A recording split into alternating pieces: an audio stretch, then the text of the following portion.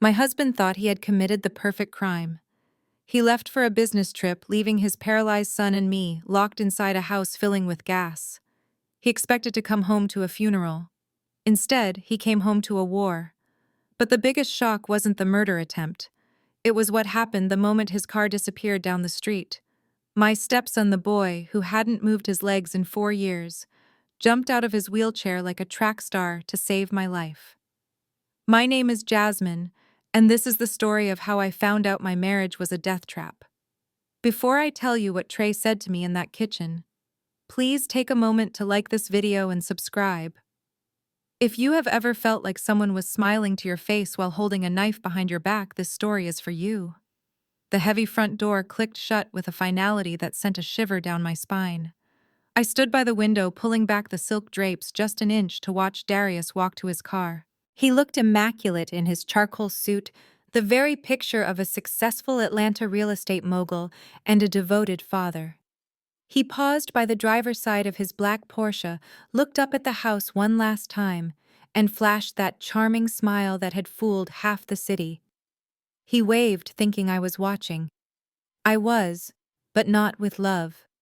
I was watching with the exhaustion of a woman who had spent 2 years trying to be the perfect wife to a man who demanded perfection as a baseline. As the engine roared to life and the car slipped through the iron gates, my shoulders finally dropped. He was gone. 7 days. A whole week without his critical eyes scanning the baseboards for dust.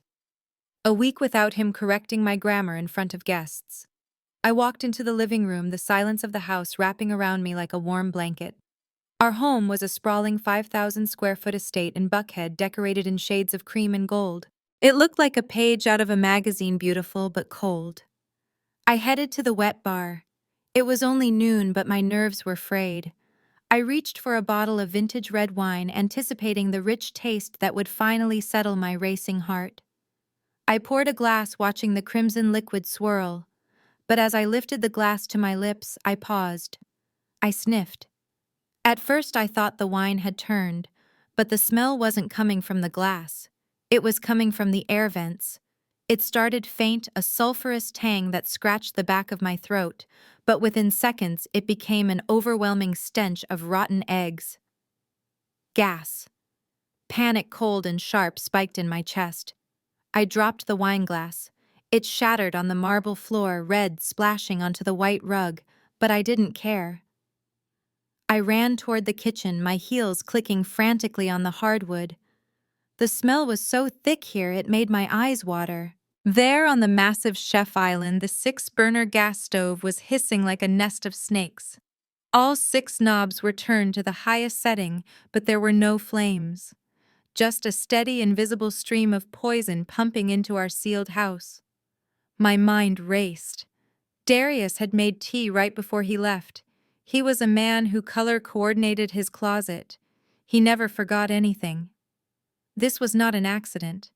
He had turned them on, locked the door, and left us to sleep forever. I stood frozen in the center of the kitchen. The fumes were already making me dizzy.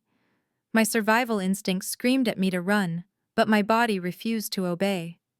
I watched the invisible gas distorting the air above the stove, realizing that a single spark from the refrigerator compressor would turn this mansion into a crater. I was about to die in the home I paid for. Then the impossible happened. From the corner of my eye, I saw movement near the breakfast nook. I expected to hear the electric whir of a motorized wheelchair.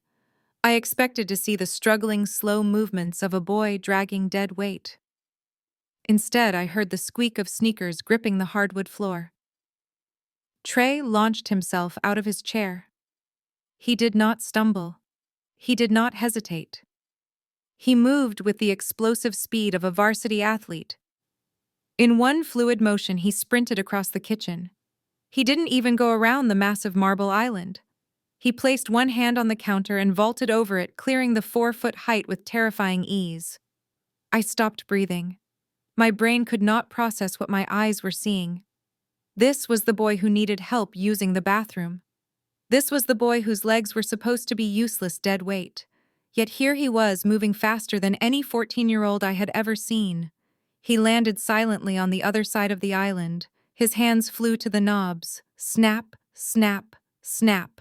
He twisted them off with practiced precision. The hissing stopped immediately. But he wasn't done. He rushed to the bay windows, throwing the latches and shoving the heavy panes upward. Cold, fresh air rushed in, diluting the sickening sweetness of the gas. The rush of oxygen snapped me out of my trance. The crystal wine glass slipped from my sweating fingers. It hit the floor with a deafening crash, shattering into 1,000 glittering shards. The red wine pooled around my feet, like blood soaking into the white grout. The sound made Trey freeze. He turned slowly to face me, his chest heaving from the exertion. I looked down at his legs. For 4 years, I had only seen them covered in blankets or loose sweatpants, looking frail and thin. Now, standing there in his basketball shorts, the truth was undeniable. His calves were defined and muscular. His thighs were thick with strength. There was no atrophy. There was no weakness. These were the legs of a runner, not a cripple. The silence in the kitchen was heavier than the gas had been. My stepson stood tall, looking me dead in the eye. The wheelchair sat empty in the corner, a mocking symbol of the lie we had been living. My husband tried to kill me, but his paralyzed son just saved my life. And the son wasn't paralyzed at all. I opened my mouth to ask 1,000 questions, but no sound came out. My throat felt like it was filled with broken glass. The boy standing before me was a stranger wearing my stepson's face. Trey saw the shock in my eyes and raised a trembling finger to his lips. His chest was heaving, but his eyes were sharp and alert. He looked nothing like the vacant child I had spoon-fed oatmeal to just that morning. He took a step closer to me. His voice was not the slurred mumble I was used to hearing. It was clear, it was deep, and it was terrified. Do not scream. Do not cry. If you make a sound, we are both dead. I gripped the edge of the marble counter to keep from collapsing. I needed to understand.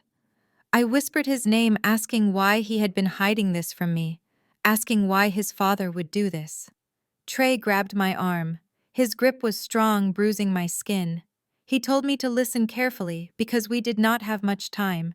He said the gas was not an accident. He said Darius knew I had upgraded my life insurance policy last week. The room spun. My knees buckled. I remembered that conversation. Darius had been so sweet that night. He had brought me tea and massaged my shoulders. He told me that with the market being so volatile, we needed to protect our assets. He suggested I increase my coverage to $5 million for tax purposes. He had even filled out the paperwork for me, guiding my hand to sign on the dotted line. He made himself the sole beneficiary. I thought he was being a responsible husband. Trey was telling me he was preparing for a payday. Trey continued, his words coming out in a rush. He told me that Darius thinks he is a vegetable. That is the only reason he is still alive. He hears everything. He hears the phone calls late at night. He hears the plans. Darius turned on the gas because he wanted it to look like a tragic accident. The grieving husband returns to find his wife and disabled son dead from a leak. It was the perfect crime. I looked at the stove, then back at the boy who had just saved me. My husband was a monster. I had been sleeping next to a man who saw me as nothing more than a check to be cashed. Anger began to replace the fear, hot and boiling. But before I could say another word, a sound cut through the tension like a knife. Ding-dong. The doorbell echoed through the silent house. It was loud and demanding. We both froze. Trey's eyes went wide with panic. He hissed that it was her. He said she was here to check if the job was done. I did not have to ask who he meant. I knew. Panic took over Trey's face. In a blur of motion, the athletic young man vanished. He threw himself back into the wheelchair in the corner. His body went limp. His head lolled to the side.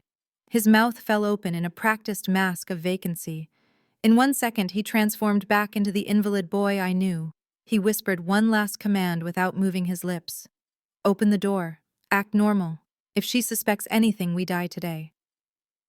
I smoothed my hair, took a deep breath of the lingering gas fumes, and walked toward the door. My heart was pounding against my ribs like a hammer. I was about to face the devil's accomplice, and my only weapon was a lie. The doorbell rang a third time, long and impatient. It was not the polite ring of a neighbor delivering cookies. It was the demand of someone who expected to find a crime scene. I looked at Trey one last time. He was gone. In his place sat the boy I had known for years. His head rolled listlessly to the left, his jaw hung slack, and his eyes were glazed over, staring at nothing. It was a terrifyingly perfect performance. If I did not know better, I would have called an ambulance myself. I took a deep breath, trying to steady my trembling hands. The smell of gas was fading thanks to the open window, but the metallic tang of sulfur still hung in the air like a ghost. I smoothed down my silk robe, checked my reflection in the hallway mirror to ensure my terror did not show on my face, and walked to the heavy oak door. I unlocked it and pulled it open, just as her hand raised to knock again. Rebecca stood on the porch. She was wearing her white pharmacist coat over a designer dress, holding a plastic food container, like a shield. Her blonde hair was pulled back in a severe bun, pulling her skin tight and giving her eyes a predatory look. When she saw me standing there alive and breathing, a flicker of genuine confusion crossed her face before she masked it with a saccharine smile. "Jasmine," she exclaimed, her voice pitched too high to be sincere. "I was so worried. Darius called me from the airport. He said you were not answering your phone. He asked me to drop by and check on you and poor Trey. I brought some lasagna." She did not wait for an invitation. She pushed past me into the foyer, her heels clicking aggressively on the marble. She was not here to deliver pasta. She was here to see if the gas had done its job. I closed the door and followed her, my mind racing for a believable lie. "I was in the shower, Rebecca. I did not hear the phone." She stopped in the middle of the hallway. Her nose twitched. She was sniffing the air. The open window in the kitchen had cleared most of the fumes, but a faint trace remained. It was subtle, but to a woman looking for death, it must have been obvious. "It smells strange in here," she said, turning to look at me with cold, calculating eyes. "Like rotten eggs. Do you smell that?" My heart hammered against my ribs. I forced a laugh, though it sounded brittle to my own ears. "Oh, that." I felt terrible about it. I was trying to clean the oven before Darius got back. I used that heavy-duty cleaner and it smells awful. I had to open all the windows just to breathe. I am such a disaster without him. I played the role of the incompetent wife, the role she and Darius expected me to play. Rebecca studied me for a long moment. She was looking for a crack in my armor. She was looking for fear. I gave her nothing but a ditzy smile. She hummed, not quite convinced, and walked straight into the living room where Trey sat. She circled his wheelchair like a shark. She leaned down, her face inches from his, staring into his vacant eyes. She was checking for dilated pupils. She was checking for signs of life. "He looks pale," she muttered, placing a hand on his forehead. Her touch was not gentle. It was clinical. "How has he been today? Has he been acting up?" "He has been sleeping mostly," I lied, stepping between her and the boy. "Just watching his cartoons." Rebecca straightened up and looked around the room, her gaze lingering on the open windows and the fresh breeze blowing through the house. She knew something was wrong. The plan had failed, but she did not know how. She did not know that the vegetable in the wheelchair was watching her every move, waiting for the moment to strike. She handed me the cold lasagna, her smile not reaching her eyes. "Well, since you are safe, I should go. But keep those windows open, Jasmine. You do not want to suffocate in your own home. Accidents happen so easily." The threat hung heavy in the air between us. She knew. I knew. The war had officially begun. She walked past the velvet armchair and stood in the center of the room, tilting her head back as she inhaled deeply. Her nostrils flared slightly, like a hound catching a scent in the wind. The open windows were doing their job, but the heavy, distinct odor of natural gas still clung to the curtains and the upholstery. It was faint, but to a woman who had expected to find a corpse, it was a disappointment. Rebecca turned to me slowly. Her eyes were not warm, they were calculating. She asked me again about the smell. She said that it did not smell like cleaning chemicals. She said it smelled like a leak. She said it smelled like danger. I forced myself to walk over to the sofa and fluff a pillow, trying to keep my hands busy so she would not see them shaking. I knew I had to sell this lie perfectly. If she suspected that I knew about the trap, she would call Darius immediately. They would come up with a plan B before the sun went down. I had to be the ditzy, incompetent wife they all believed I was. I let out a sigh of embarrassment and looked down at my feet. I told her that she was right. I told her it wasn't just the oven cleaner. I told her that I had tried to make that roasted tomato soup Darius loved so much before he left. I said that I must have turned the knob the wrong way or the pilot light went out. I told her I didn't notice until the smell was everywhere. I looked up at her through my eyelashes, playing the part of the distressed damsel. I told her I was so stupid and that I almost panicked. I told her that is why I was in the shower trying to wash the smell off my skin. Rebecca studied my face for a long, agonizing moment. She was looking for a micro-expression, a twitch, anything that would give away the deception.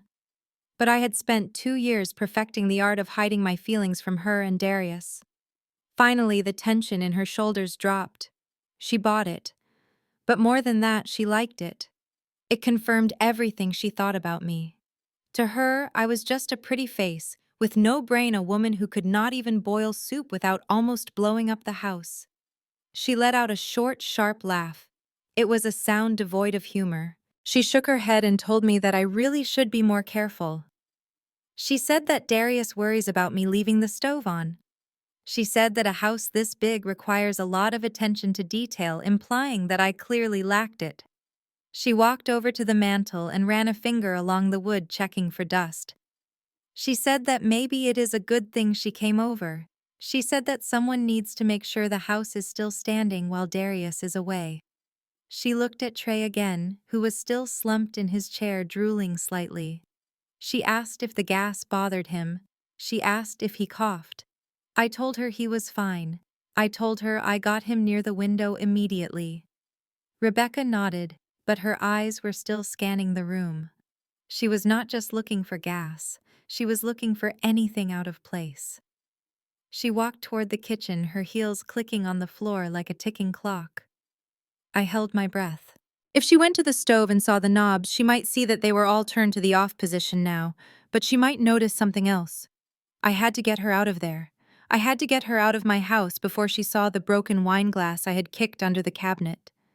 The sound of Rebecca's Mercedes fading down the driveway was the only thing that allowed my lungs to expand again.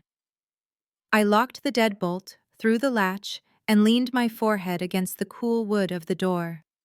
The adrenaline was beginning to crash, leaving behind a cold, hollow ache in my chest. I pushed myself off the door and walked back into the living room, but I could not look at Trey yet. Instead, my eyes landed on the grand fireplace mantel.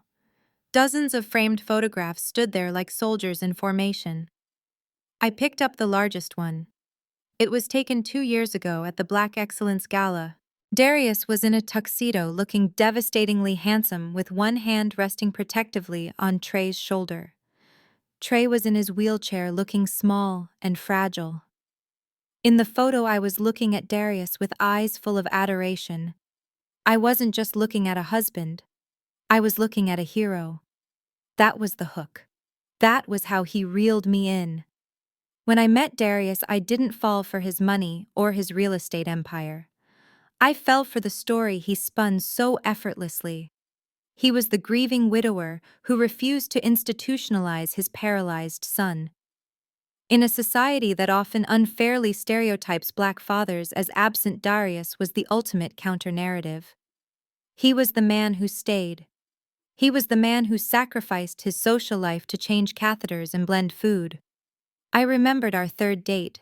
We were at a high-end restaurant and he had brought Trey along. I watched as Darius cut Trey's steak into tiny, manageable pieces with the patience of a saint. He wiped the corner of his son's mouth without a flicker of annoyance. I remembered the way the other diners looked at him. Women whispered behind their napkins, their eyes soft with sympathy and admiration. Men nodded at him with respect. He wasn't just a man, he was a monument to fatherhood.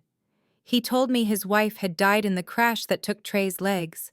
He told me he lived with the guilt of surviving every single day. He cried on my shoulder, his tears soaking my blouse, telling me how lonely it was to carry such a heavy burden. I held him. I comforted him. I promised him he wouldn't have to carry it alone anymore. I felt chosen. I felt like I was joining a noble cause. I looked at the photo again, my grip tightening until the silver frame dug into my palm. It was all a performance. Every moment of tenderness was rehearsed. Every public display of affection was a marketing strategy. He didn't keep Trey close out of love. He kept him close because a disabled single father is a magnet for sympathy, and sympathy opens checkbooks. He had built his entire reputation, his entire business brand, on the broken back of a child he had broken himself. I felt a wave of nausea rise in my throat. I had shared a bed with a sociopath who used his son as a prop. The church deacons, the business partners, the charity boards, they all saw a saint. But standing in that gas-filled house, I finally saw the sinner. The man I loved did not exist. He was just a character played by a monster, and the curtain had finally fallen. I turned back to Trey. The sound of the car engine had faded completely, leaving us alone in the silence of the large, cold house. He had dropped the act the moment the lock clicked shut. He sat up straight in the wheelchair, wiping the fake drool from his chin with the back of his hand. His eyes were no longer vacant. They were burning with a hatred that seemed too big for a 14-year-old boy to hold. I walked over and knelt beside him. I needed to know the rest. I asked him how long he had been able to walk. I asked him why he let the world believe he was broken. Trey shook his head. He told me that the walking was recent, but the lie started 4 years ago. He told me that everything I knew about the worst night of his life was a fabrication. He asked me what Darius had told me about the crash. I recited the story I had heard 1,000 times. I said that his mother, Vanessa, had been driving home from a party. I said that she had been drinking. I said that she lost control on the highway in the rain, flipping the SUV 3 times. I said that she died on impact and that Darius, the passenger, had been thrown clear but tried desperately to pull Trey from the wreckage. Trey let out a bitter, dry laugh. He looked down at his hands. He told me that was the story for the police. That was the story for the insurance company. That was the story that got Darius a $2 million payout for wrongful death and another $1 million from her life insurance. Then he looked at me, and his voice dropped to a whisper that made my blood freeze. Mom did not drink Jasmine. She hated the taste of alcohol. She was the designated driver that night. But she wasn't driving. My breath hitched. Trey continued. He said Darius was driving. He said Darius was drunk and furious because a business deal had fallen through. He was screaming at Vanessa, hitting the steering wheel. He was driving 90 miles an hour on wet asphalt. Vanessa begged him to slow down. She begged him to think of their son in the back seat. Darius just laughed and slammed on the gas. When the car flipped, the world went black for a moment. When Trey woke up, he was hanging upside down in his seatbelt. He saw his mother. Her neck was broken. She was gone. And he saw his father. Darius was unhurt. He was crawling out of the shattered window. Trey thought his father was coming to save him, but Darius did not reach for his son. He reached for his dead wife. Trey watched through the smoke and the rain as Darius unbuckled Vanessa's body. He watched his father drag the woman he claimed to love across the console. He watched him shove her lifeless body behind the steering wheel and buckle her in. Then Darius climbed into the passenger seat, rubbed his own blood onto his face to look injured, and waited for the sirens. Trey told me that when the paramedics arrived, Darius leaned back toward him. He didn't ask if Trey was okay. He whispered a promise. He said that if Trey told anyone who was really driving, he would finish the job the crash started. He said no one would believe a confused, traumatized child over a grieving, wealthy businessman. I covered my mouth with my hand, tears streaming down my face. I had married a man who framed his dead wife for her own murder. But Trey wasn't done. He said the legs were next. The crash hurt his spine, yes, but the doctor said he would walk again in 6 months with therapy. Darius made sure that never happened. My hands were shaking so hard I had to clasp them together in my lap. I looked at Trey's legs, the legs I had massaged with expensive oils, the legs I had lifted in and out of the bath for 2 years. I asked him the question that was burning a hole in my stomach. I asked him if the doctors knew. I asked him if his paralysis was ever real. Trey looked at the empty wheelchair with pure disgust. He told me that in the beginning, it was real. The swelling from the crash had compressed his spinal cord. For the first year, he could not feel anything below his waist. But then the swelling went down. The nerves began to reconnect. The doctors told Darius that with intensive physical therapy, Trey would likely walk again by his 12th birthday. But Darius did not hire a physical therapist. He fired the ones the hospital recommended. He told everyone that the trauma was too much for Trey, that he needed rest. Trey told me that 2 years ago he started feeling the pins and needles in his toes. Then he could wiggle them. Then he could bend his knees. One afternoon, while Darius was at a board meeting, Trey pulled himself up using the bathroom sink. He stood. He took a step. He fell, but he got back up. He was so excited. He thought his father would be happy. He thought the nightmare was over. He was wrong. Darius came home early that day. He found Trey standing in the middle of the hallway, holding onto the wall, sweating, but smiling. Darius did not cry tears of joy. He did not rush to hug his son. He dropped his briefcase and stared at Trey with cold, dead eyes.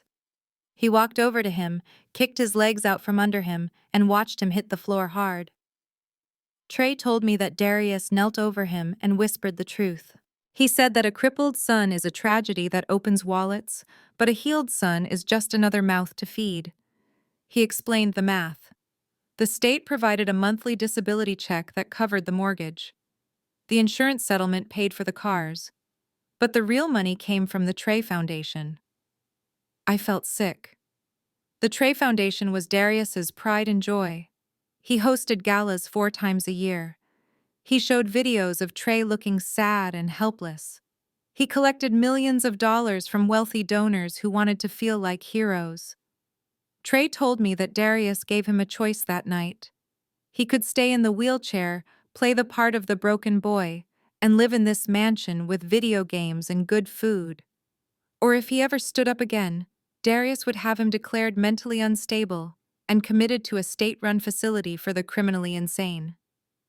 He described the facility to Trey in vivid detail.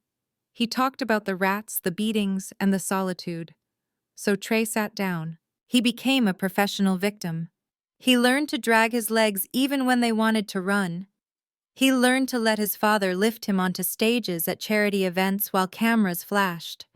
He became a prisoner in his own body, locked in a cage made of chrome and leather, all so his father could drive a Porsche and wear Italian suits. The wheelchair was not a medical device. It was an ATM machine. And I had been helping Darius make withdrawals every single day without even knowing it. I felt the room spinning again. I grabbed the edge of the coffee table to steady myself.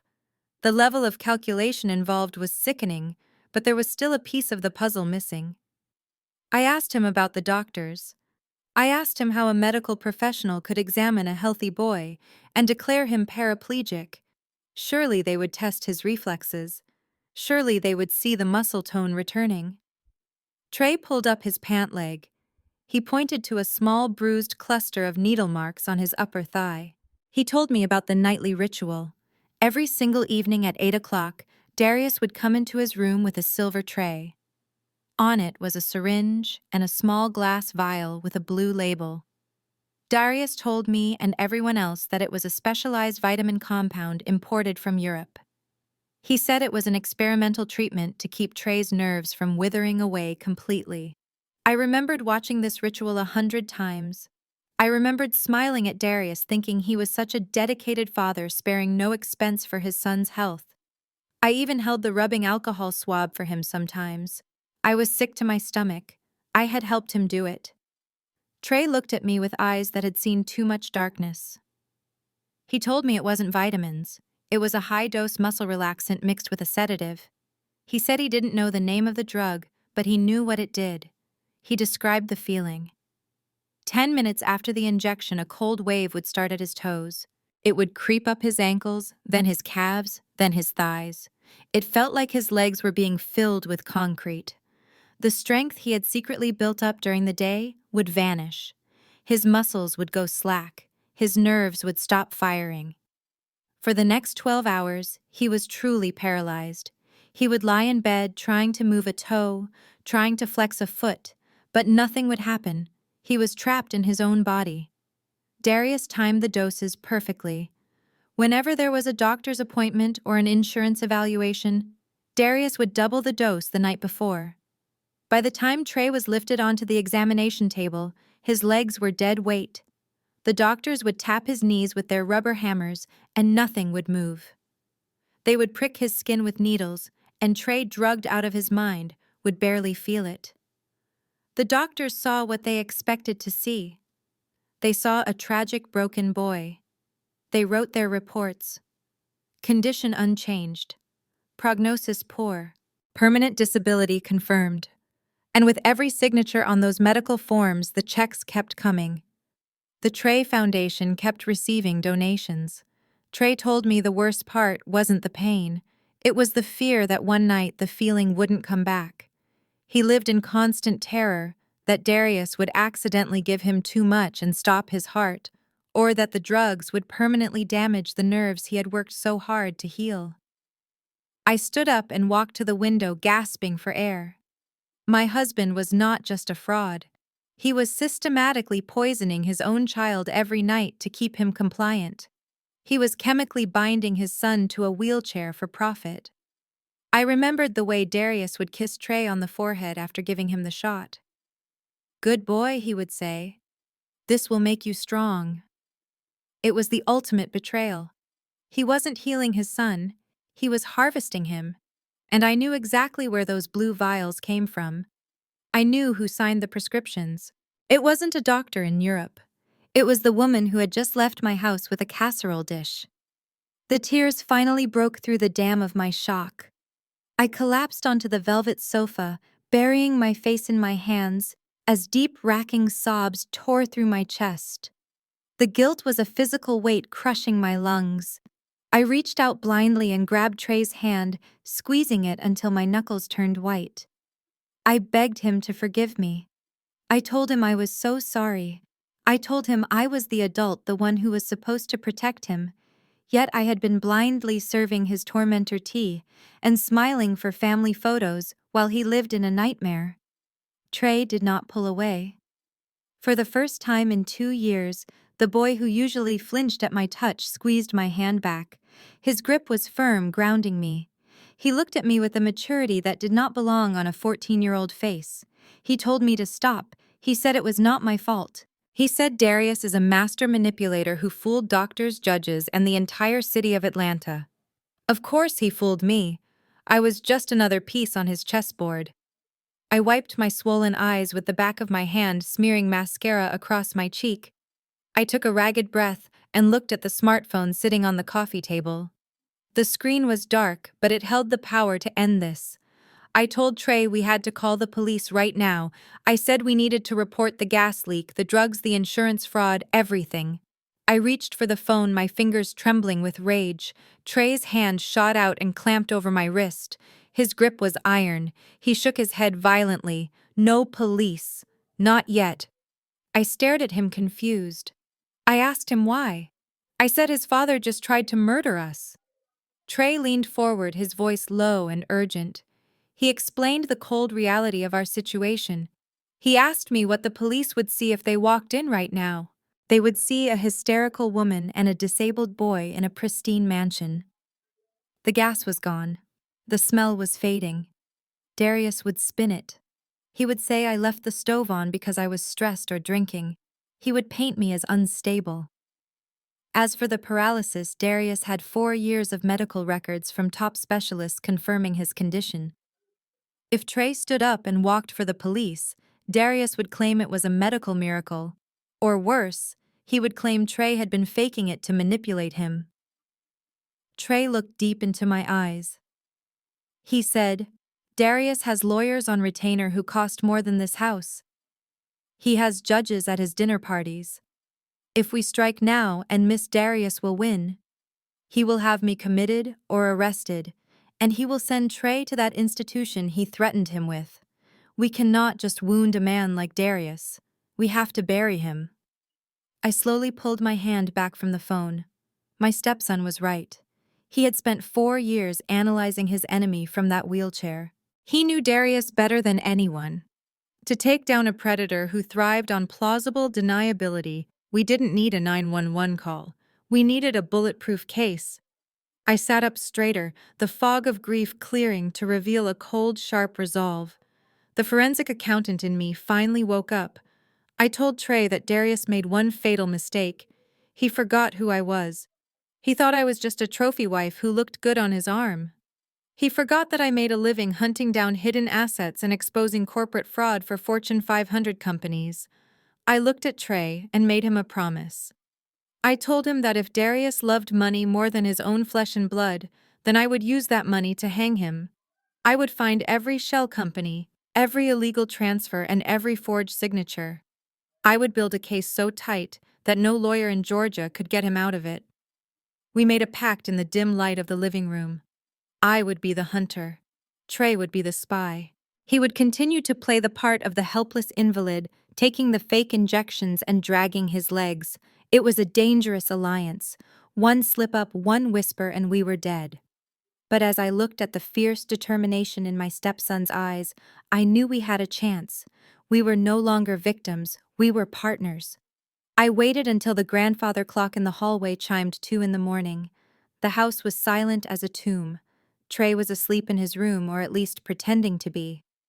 I made my way to Darius's home office on the ground floor.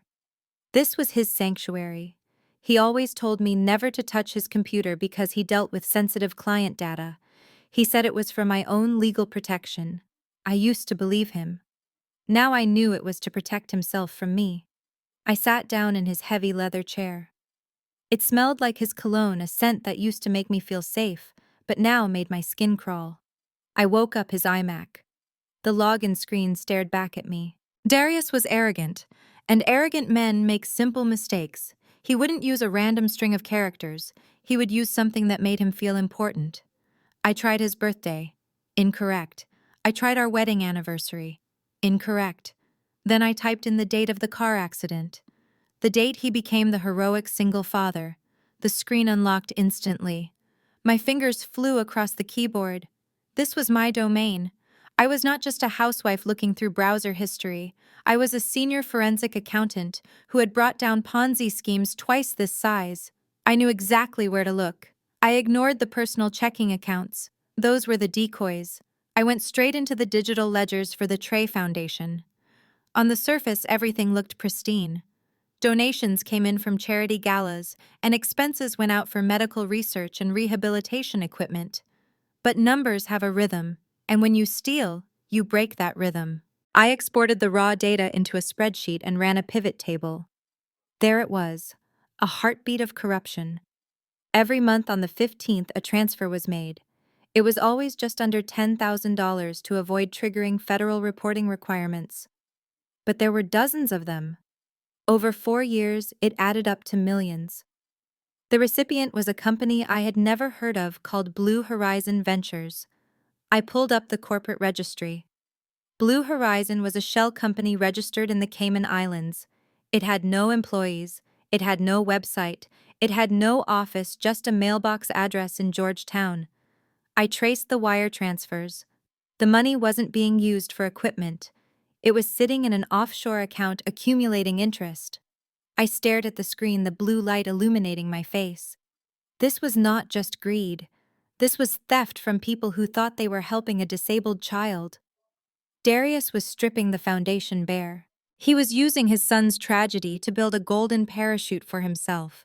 And based on the frequency of the recent transfers, he was accelerating the process. He was cashing out. The Blue Horizon was not an investment. It was his getaway car.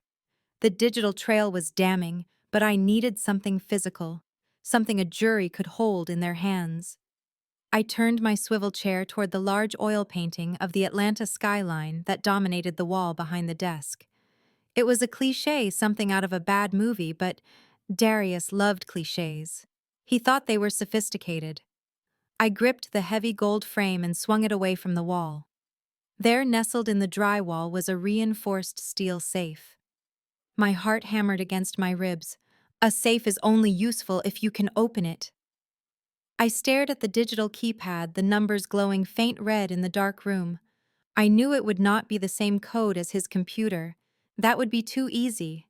I tried the date of his first $1 million deal. Nothing. I tried the street address of his childhood home. Error. I took a deep breath and closed my eyes, trying to think like him. Darius was a narcissist, but he had a soft spot for one person, the only person he ever claimed to respect: his late mother. He visited her grave every month. He kept her picture in his wallet. I typed in 0824, August 24th, her birthday. The mechanism let out a mechanical whir followed by a satisfying click. The heavy steel door popped open just an inch. I pulled it wide, the hinges silent. Inside, illuminated by the dim light of the computer screen, were stacks of $100 bills banded together. There must have been $50,000 in cash. But I pushed the money aside. I was not looking for petty cash. I was looking for the exit plan. At the back of the safe lay a thick leather envelope. I pulled it out, my hands trembling slightly. I undid the clasp and dumped the contents onto the desk. 2 passports slid out. I picked up the first one. It was a United States passport, brand new. I flipped it open. The photo was Darius. He wasn't smiling, but the name next to the photo did not say Darius. It read Marcus Sterling. I picked up the second passport. I expected it to be blank, or maybe for a business partner. I flipped it open and felt the bile rise in my throat. The photo was Rebecca. She was wearing a brunette wig and glasses, but that smirk was unmistakable. The name read Elena Sterling. They weren't just running away, they were starting over. As a married couple. I reached back into the envelope and pulled out 2 airline ticket jackets. I opened them. First class. One way. Atlanta to Rio de Janeiro, Brazil. The departure date was for Sunday night. That was 2 days from now. The timeline snapped into focus with terrifying clarity. The gas leak was supposed to kill me and Trey today. Tomorrow would be the grieving period. Saturday night was the gala where they would collect the final millions in donations for the tragic loss.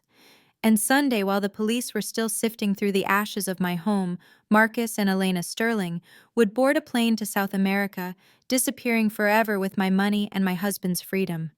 I stared at the tickets. They had planned everything down to the hour. I was not a wife to him. I was not even a person. I was just a loose end to be tied up before the flight. I took out my phone and photographed every page of the passports and the tickets. I put everything back exactly as I found it, wiped the keypad with my sleeve and closed the safe. He thought he was flying to freedom in 48 hours. I was going to make sure the only place he went was a federal prison cell. The 2 passports and the one-way tickets to Brazil were enough to send Darius to prison for flight risk and fraud. But my gut told me there was something more visceral binding these 2 together. Greed is a powerful motivator, but it usually isn't enough to make a woman help a man paralyze his own son. There had to be an emotional anchor. I reached back into the depths of the safe.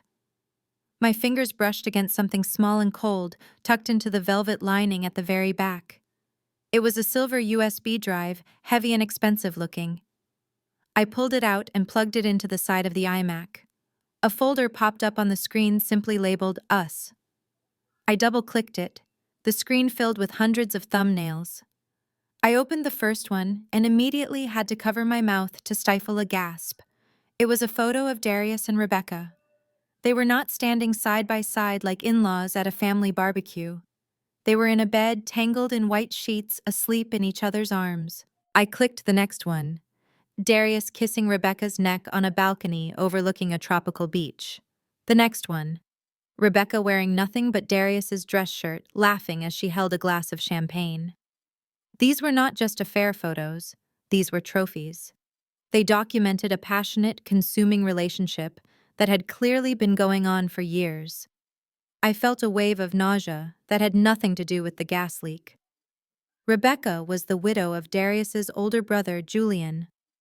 Julian had died of a sudden heart attack 5 years ago. He was a good man, a kind man, who had welcomed Darius into his home when he was struggling. I right-clicked on one of the beach photos and selected Get Info to check the metadata. The date stared back at me like an accusation.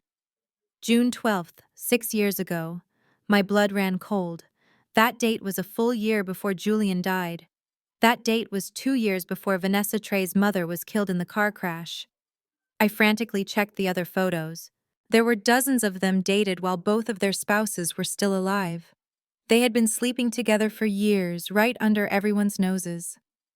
I saw pictures of them at family Christmas parties, stealing glances at each other while holding hands with their respective partners. I saw a video clip of them in a car mocking Julian's weight and Vanessa's naivety. This was not just adultery.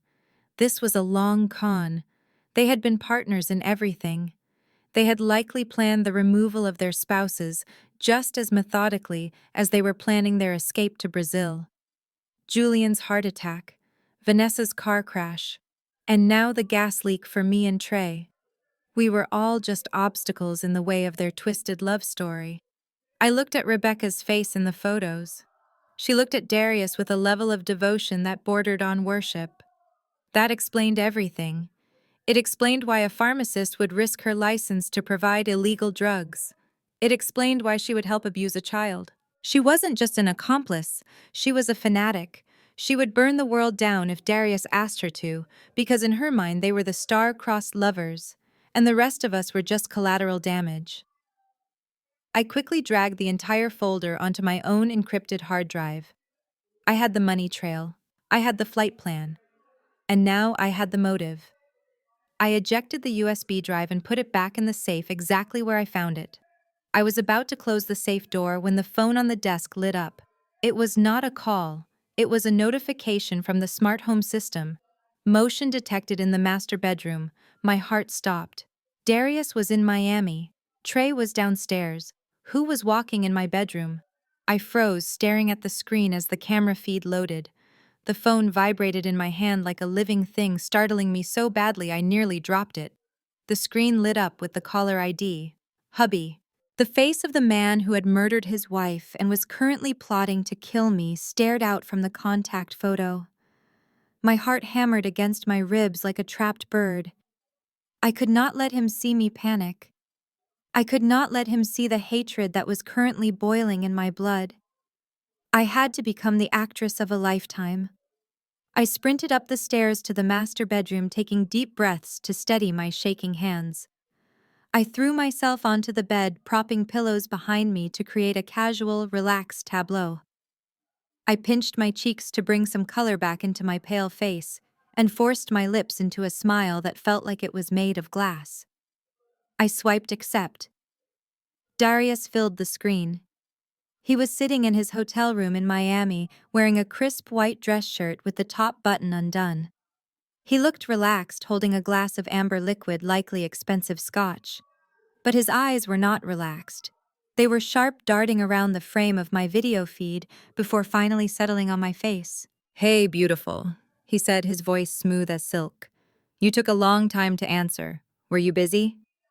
I laughed, a light, airy sound that made me want to vomit.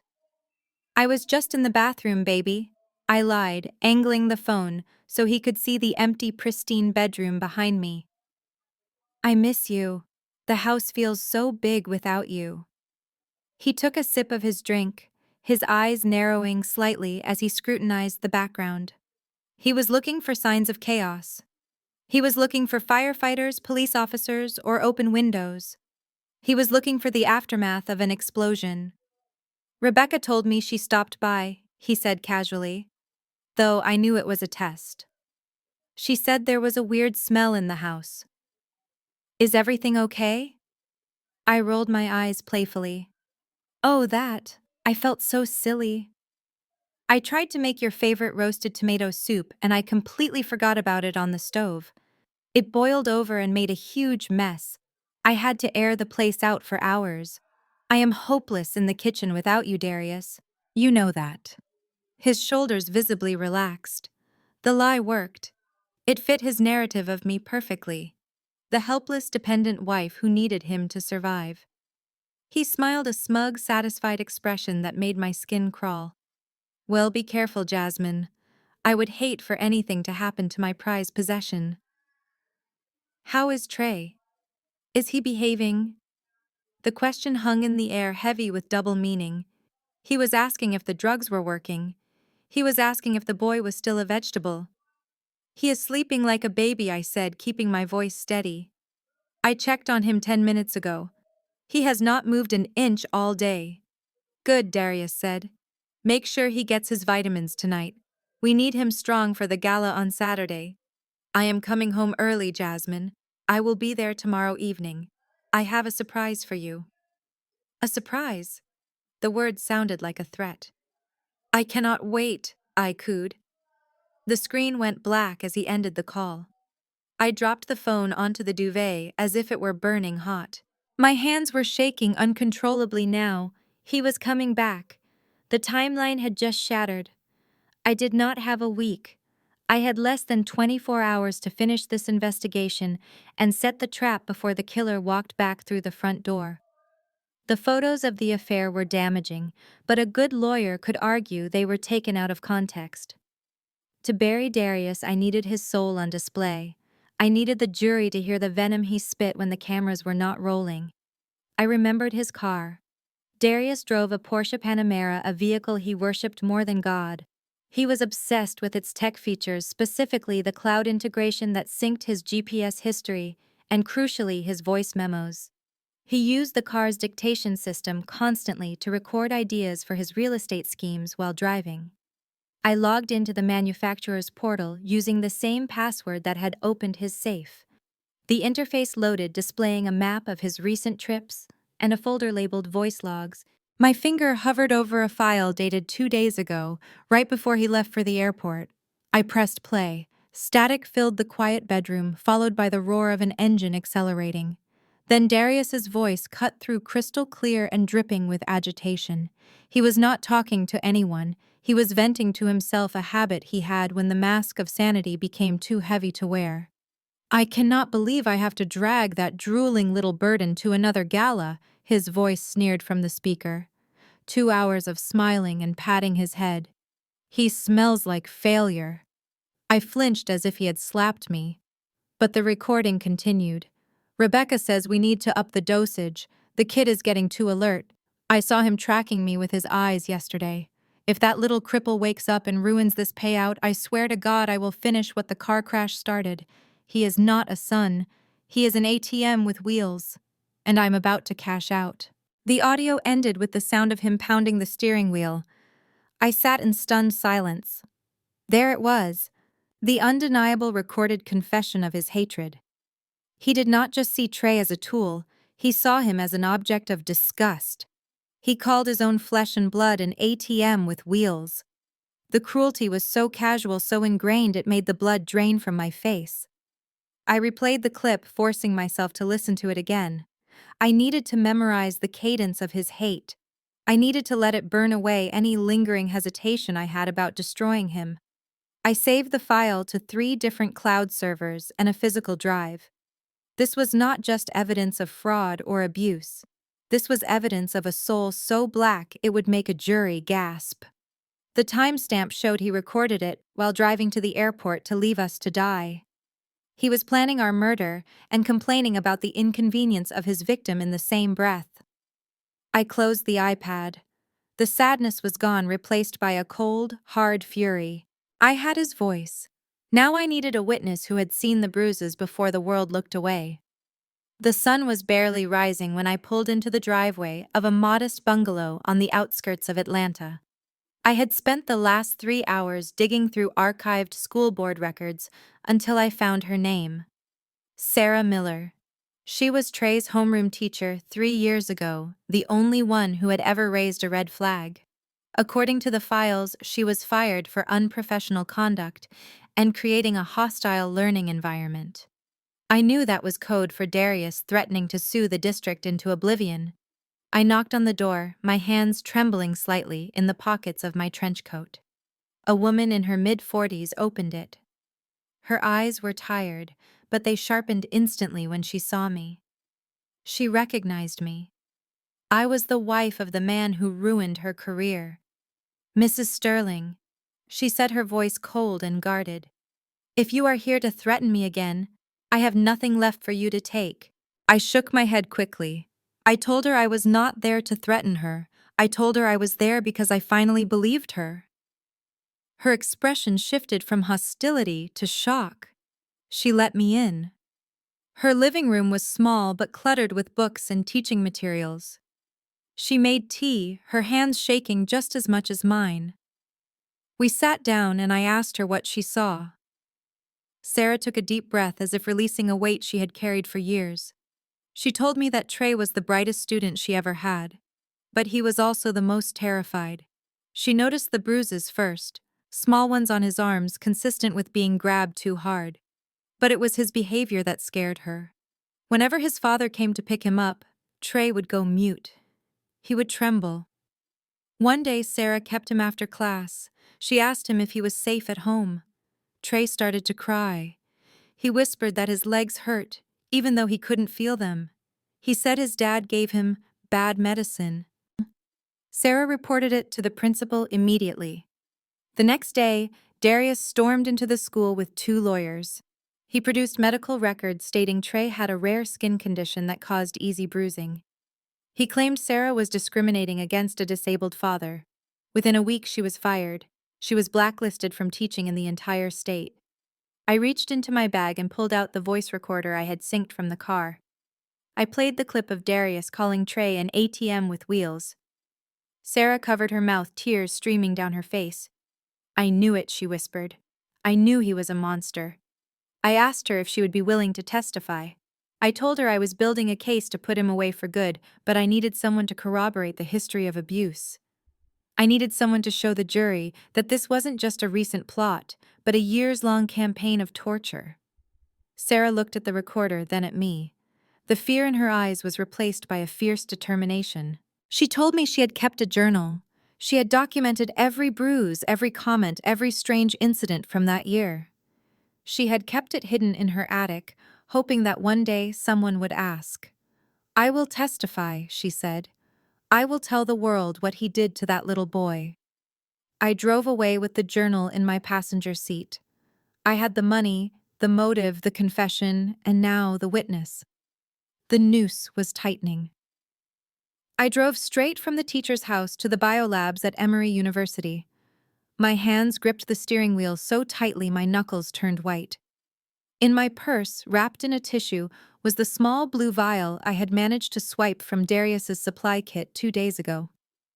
He thought I was oblivious, just a trophy wife who didn't ask questions. That arrogance was about to be his undoing. I pulled into the loading dock where my old college roommate Lisa was waiting. Lisa was now a senior toxicologist. I had called her on the way telling her it was a life-or-death emergency.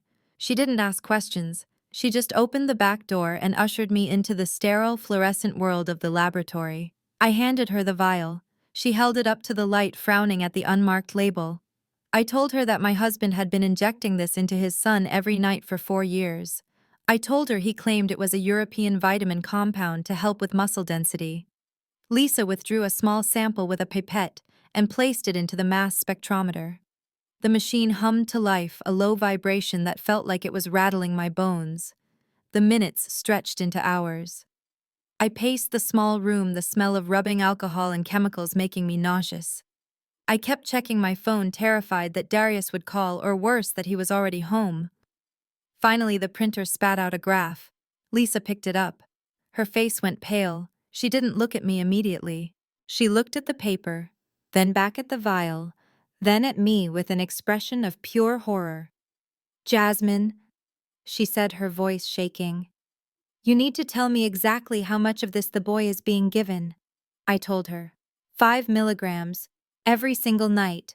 Double the dose before doctor visits. Lisa slammed the paper down on the counter. She told me that if I had not stolen this, that boy would be dead within a year. She pointed to the chemical breakdown. This was not a vitamin. It wasn't even human medication. It was a potent neuromuscular blocking agent derived from a drug used to sedate horses and cattle before surgery. I felt the room tilt. Horses. He was treating his son like livestock. Lisa explained how it worked. The drug blocks the signals between the nerves and the muscles. It creates a state of flaccid paralysis. The subject remains conscious. They can see and hear everything, but they cannot move a single voluntary muscle. It traps them in their own body. But the dosage Darius was using was calculated for an animal weighing 2,000 pounds. Giving this to a 14-year-old boy was playing Russian roulette. She continued, her voice rising in anger. She said the side effects include respiratory failure and permanent nerve degradation. The reason Trey's legs were weak wasn't because of the car accident. It was because this poison was slowly eating away at his nervous system. Darius wasn't just keeping him paralyzed for the money, he was slowly killing him. I took the toxicology report from her hand. It was heavy, undeniable proof. This was not just fraud. This was attempted murder with a biological weapon. I thanked Lisa and walked back to my car. The sun was fully up now, casting long shadows across the parking lot. I had the weapon. I had the motive. I had the witness. And now I had the poison. I was ready to go home. I was ready to welcome my husband back with a smile, knowing that I held the keys to his destruction in my hand. But first, I had to get back before Rebecca returned. I checked my watch. I had 2 hours before the devil came home. I raced back into the house, my heart pounding a rhythm against my ribs that felt like a war drum. I had the toxicology report in one hand and Sarah's journal in the other. I needed to hide these documents in the safe before I did anything else. I dumped the contents of my bag onto the dining room table, spreading out the photos of the affair, the fake passports, and the lethal chemical analysis. It looked like the war room of a detective, a collage of betrayal that proved my entire life was a lie. Then the sound of tires crunching on gravel froze the blood in my veins. I stopped breathing. I knew the sound of Darius's Porsche engine, and this was not it. This engine was smoother, quieter. I crept to the window and peered through the sheer curtains. My stomach dropped. It was the silver Mercedes. Rebecca was back. I looked at the table. It was covered in evidence that would send her to prison for life. If she walked in and saw this, she would not call the police. She would call Darius, and they would kill me right here on the expensive Persian rug.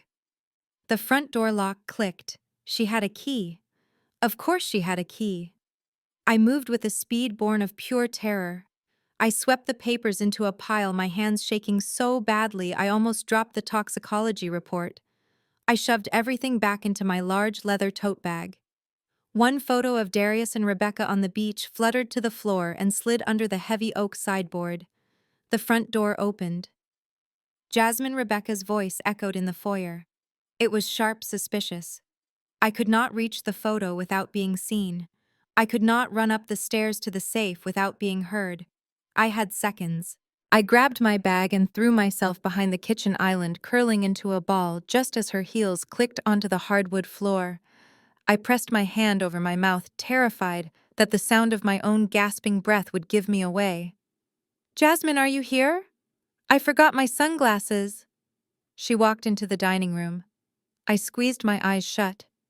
If she looked under the sideboard, if she saw that one glossy photo of her and Darius in a lover's embrace, it was over. I heard her footsteps pause. She was standing right next to the table where the evidence had been seconds ago. Silence. The kind of silence that screams. Then I heard the scrape of wood on wood. She was pulling out a chair. Was she sitting down? Was she waiting for me? Finally, she muttered something under her breath. "Damn it, where are they?" She walked past the dining room and into the kitchen. I saw her shadow stretch across the floor, inching closer to where I was crouched. She was 3 feet away. If she walked around the island to check the refrigerator, she would trip over me. I tensed my muscles, preparing to fight. I looked around for a weapon. A knife block was on the counter above me, out of reach. A heavy cast-iron skillet was on the drying rack. Her heels stopped. She was standing right on the other side of the island. I could smell her expensive perfume, a scent that now smelled like death to me. "Found them," she whispered. She had found her sunglasses on the counter. Her phone began to ring. She answered it immediately, her voice shifting into a low, intimate tone. "I have them, Darius. I am leaving now." "No, she is not here. Probably out spending your money. Don't worry. Tomorrow fixes everything." She turned on her heel and walked out. The front door slammed shut. I stayed on the floor for a full 5 minutes, shaking violently, listening to the silence of the house, realizing just how close I had come to the end. I waited 10 minutes after Rebecca's car disappeared down the street before I dared to move. My muscles were cramped from crouching behind the island, but my mind was sharper than it had ever been. The fear that had paralyzed me was gone, burned away by the cold reality of their plan. They were going to kill me tomorrow. That meant I had less than 24 hours to turn this house from a murder scene into a courtroom. I grabbed my keys and drove to a tactical surveillance shop in Midtown, a place I knew from a fraud case I worked on 3 years ago. I did not want to order online. I could not risk a delivery truck showing up while Darius was home. I needed the equipment in my hands right now. The clerk was a retired cop who asked no questions as I piled items onto the counter. I bought 3 high-definition pinhole cameras, 2 audio bugs, and a signal jammer. Back at the house, I moved with the precision of a bomb disposal technician. I started in the living room, the stage where Darius loved to perform his role of the grieving father. I took a plush teddy bear that had been sitting on the bookshelf for years, a gift from a charity drive. I carefully made a small incision in the seam of its button eye and inserted the first camera lens. It was undetectable. I placed the bear back on the shelf, angling it perfectly to capture the entire seating area and the fireplace. Anyone sitting on that sofa would be recorded in 4K resolution. Next, I moved to the foyer. I replaced the decorative vase on the entry table with a nearly identical one I had bought, but this one had a motion-activated camera built into the ceramic pattern. It would catch everyone coming and going. It would prove who was in the house and when. The most important location was Darius's office. This was the heart of the beast. I could not use a bear or a vase here. Darius was too observant. I pulled out the last device, a functional USB wall charger. It looked exactly like the one he used for his phone, but the small black dot above the USB port was a microphone and wide-angle lens. I plugged it into the outlet directly facing his desk and the hidden safe. It would capture every keystroke, every phone call, and every time he opened that wall panel. I sat on the floor of the guest bedroom, which I had turned into my command center, and opened the secure app on my burner phone. One by one, the feeds flickered to life. Screen 1 showed the living room silent and waiting. Screen 2 showed the foyer. Screen 3 showed the office, the leather chair looking menacing in the dim light. My house was no longer a home. It was a trap. Every word he said, every lie he told, every threat he whispered to Trey would be captured and uploaded instantly to a cloud server he could not touch. I watched the screens, mesmerizing in their clarity. I was no longer just the victim. I was the director of this show, and Darius was about to give the performance of a lifetime without even knowing the cameras were rolling. I checked the time. It was late afternoon. The stage was set. Now I just had to wait for the villain to make his entrance. I stared at the monitor, mesmerized by the grainy black and white image of the empty office. The trap was set. The audio bugs were live. The cameras were recording. For the first time since I smelled the gas, I felt a flicker of triumph. I had built a surveillance net that would catch every lie he uttered. I allowed myself a moment to breathe, to imagine the look on his face when the police played back his own words in a courtroom. Then my phone buzzed on the floor beside me. It was a short, sharp vibration that sounded like a warning shot. I picked it up. The screen displayed a text message from Darius. The preview showed only the first few words, but they were enough to make my stomach drop. Change of plans. Landing at 5 p.m. tomorrow. I unlocked the phone with trembling fingers to read the rest. Emergency gala organized for tomorrow night at the Ritz. Big donors flying in. They want to see the cause they are supporting. Have the boy washed and ready. Wear the red dress. We need to put on a show. The phone slipped from my hand and clattered onto the hardwood. Tomorrow. He was coming back tomorrow. My carefully constructed timeline shattered. I thought I had until Sunday. I thought I had days to copy files to coach Sarah for her testimony to let the cameras capture incriminating footage. But Darius was accelerating the endgame. An emergency gala meant he needed a massive infusion of cash immediately.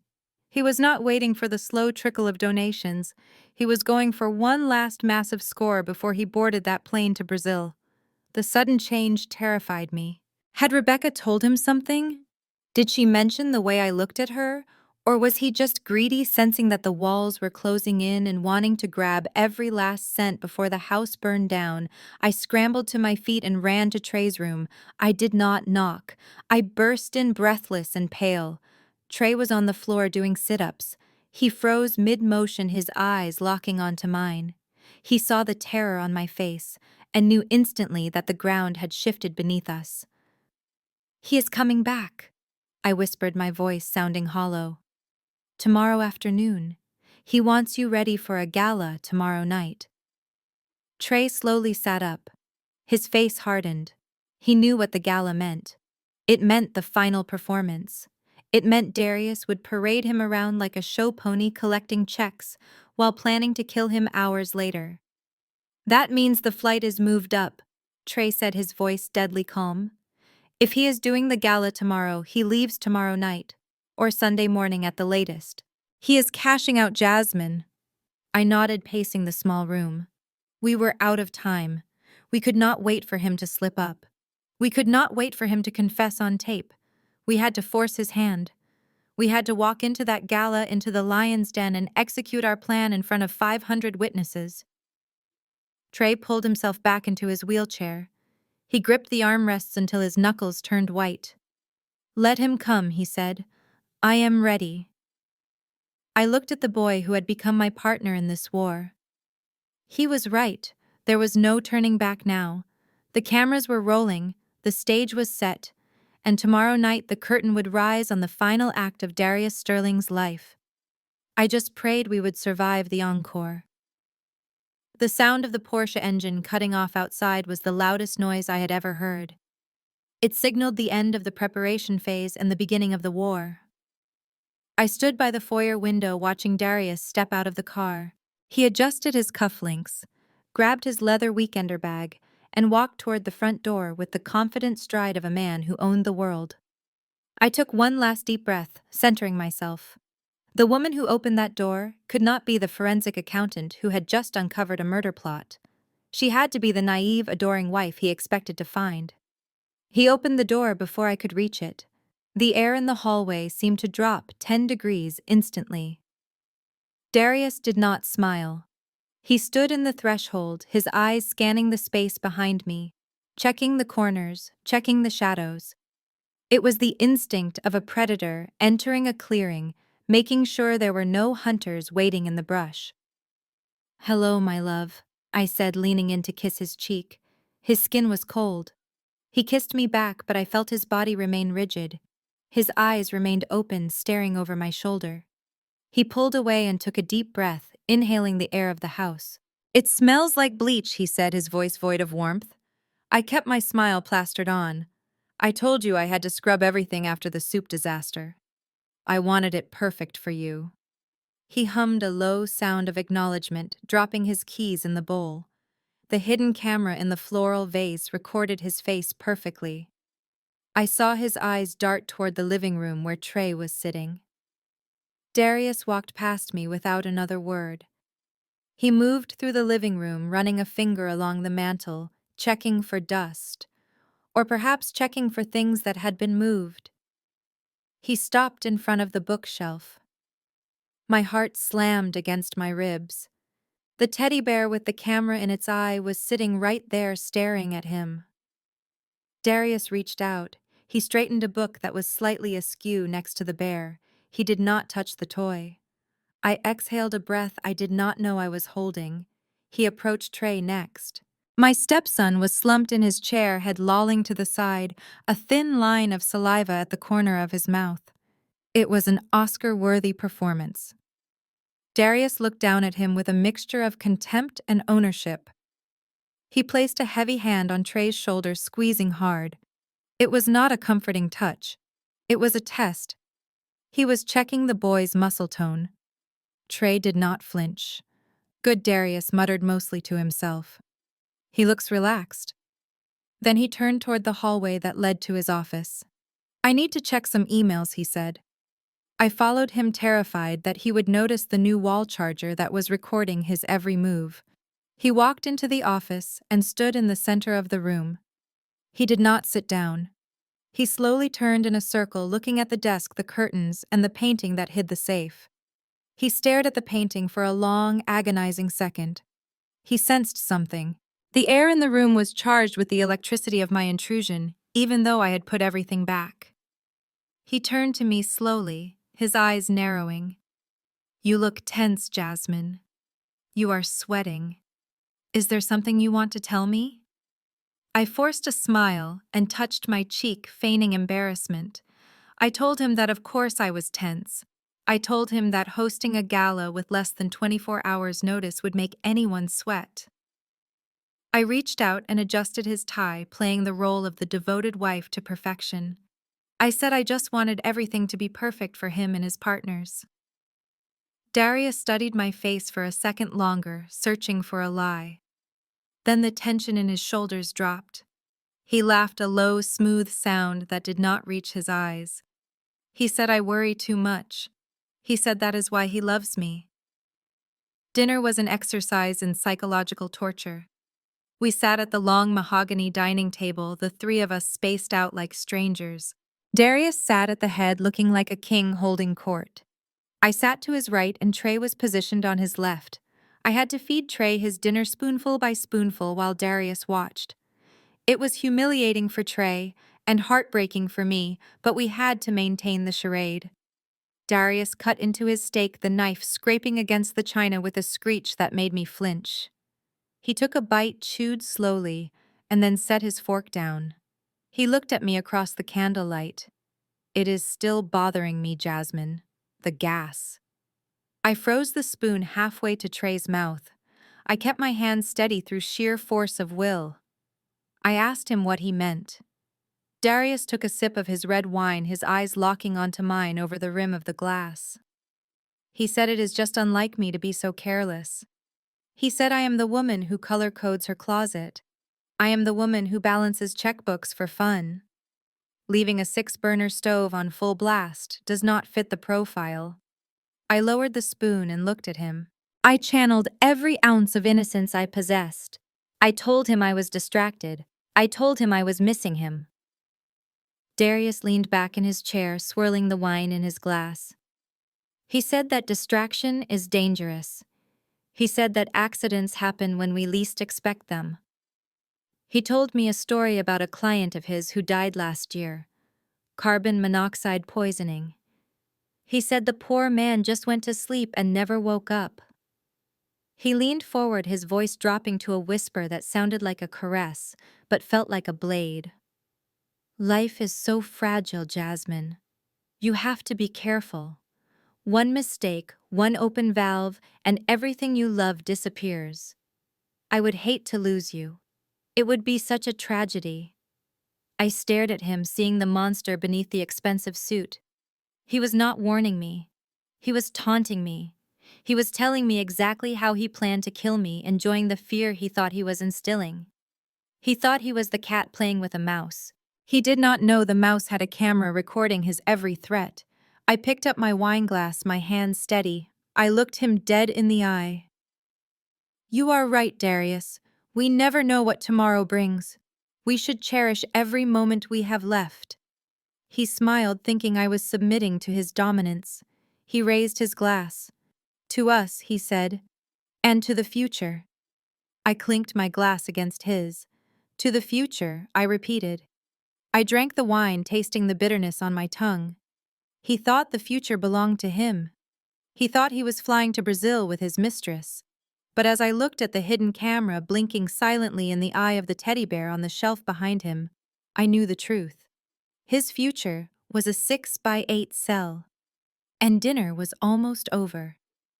Darius wiped his mouth with the linen napkin and placed it on the table with deliberate precision. The small talk about gas leaks and accidents was over. His face shifted from the mask of the concerned husband to the mask of the ruthless businessman. He looked at Trey, then at me, and finally dropped the bombshell that confirmed my worst fears. I have arranged a private ballroom at the Ritz-Carlton for tomorrow night, he announced. His voice was not asking for permission. It was a command. I have invited the top 20 donors from the Foundation's platinum list. These are men with deep pockets and heavy consciences. They want to feel like heroes. Tomorrow night we are going to give them that chance. He leaned forward, his elbows resting on the table. He explained that this was not just a social gathering. It was a strategic strike. He claimed that the Foundation had an opportunity to break ground on a new rehabilitation wing, a project that would cement his legacy in Atlanta forever. But he needed capital, and he needed it immediately. I need $2 million in pledged donations by midnight tomorrow, Darius said, his eyes glittering with greed. Cash transfers, no checks, no long-term payment plans. I told them we have a matching grant that expires on Sunday morning. It creates urgency. I took a sip of water to hide my shaking hands. It was the perfect cover story. The matching grant lie explained why he needed the money right now. It explained why the funds had to be moved instantly. $2 million. That was the golden parachute. That was the price of his new life with Rebecca in Rio. He was going to drain the donors dry and vanish before the concrete was even poured for this imaginary building. Darius stood up and walked over to Trey. He grabbed the back of the wheelchair and spun it around so Trey was facing him. He crouched down, bringing his face level with his son. "This is all on you, Trey," he said, his voice dropping to a serious coaching tone. "You need to sell it. I do not want the brave soldier act tomorrow. I want the suffering child. I want you to look tired. I want you to look like you are losing hope." Darius reached out and physically slumped Trey's shoulders forward. He messed up Trey's hair, making him look disheveled. "When you get on that stage, I want you to talk about the pain. Tell them how hard it is to wake up every day and not be able to move. Tell them that this new center is your only chance to ever walk again. Can you cry?" Trey stared at his father.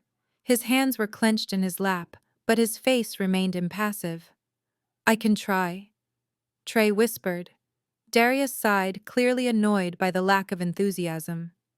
"You better do more than try. If we do not get that money, the Foundation goes under. And if the Foundation goes under, you go to the state home. Do you understand me?" "I understand," Trey said.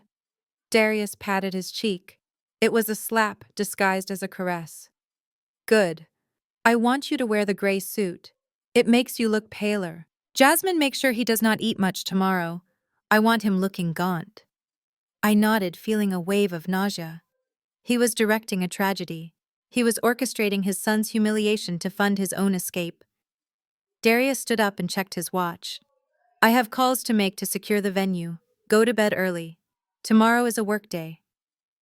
He walked out of the dining room, whistling a low tune. I looked at Trey.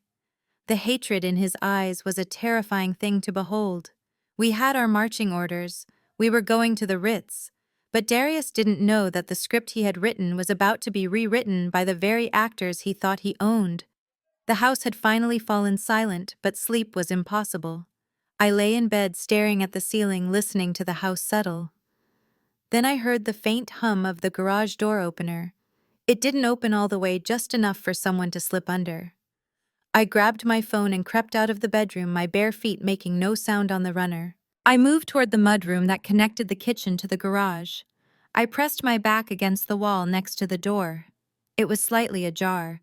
I could hear the low murmur of voices. It was Darius. And Rebecca. She must have parked down the street and walked back to avoid waking me. I held my breath and hit record on my phone, sliding it carefully toward the gap in the doorframe. Rebecca sounded anxious. She asked if the gala was really happening. She asked if the flight was still confirmed for Sunday morning. Darius laughed, the sound echoing off the concrete floor. He told her to relax. He said everything was in motion. He said the plane tickets were ready and the money was waiting in the Cayman account. But then the conversation shifted to Trey. "I need the new vial," Darius said. "The stuff you brought last week is not strong enough." He was too alert at dinner. He was tracking me with his eyes. If he tries to speak on stage, if he tries to make a scene, we are finished. There was a pause. The sound of a zipper opening, likely Rebecca's bag. "This is a fresh batch," Rebecca whispered. "But you have to be careful, Darius." I increased the sedative concentration. "It is meant for large livestock." Darius interrupted her. He did not care about safety. He asked how much he should give him. Rebecca hesitated. She said 5 milligrams is the maximum safe dose for his weight. Anything more could suppress his respiratory drive.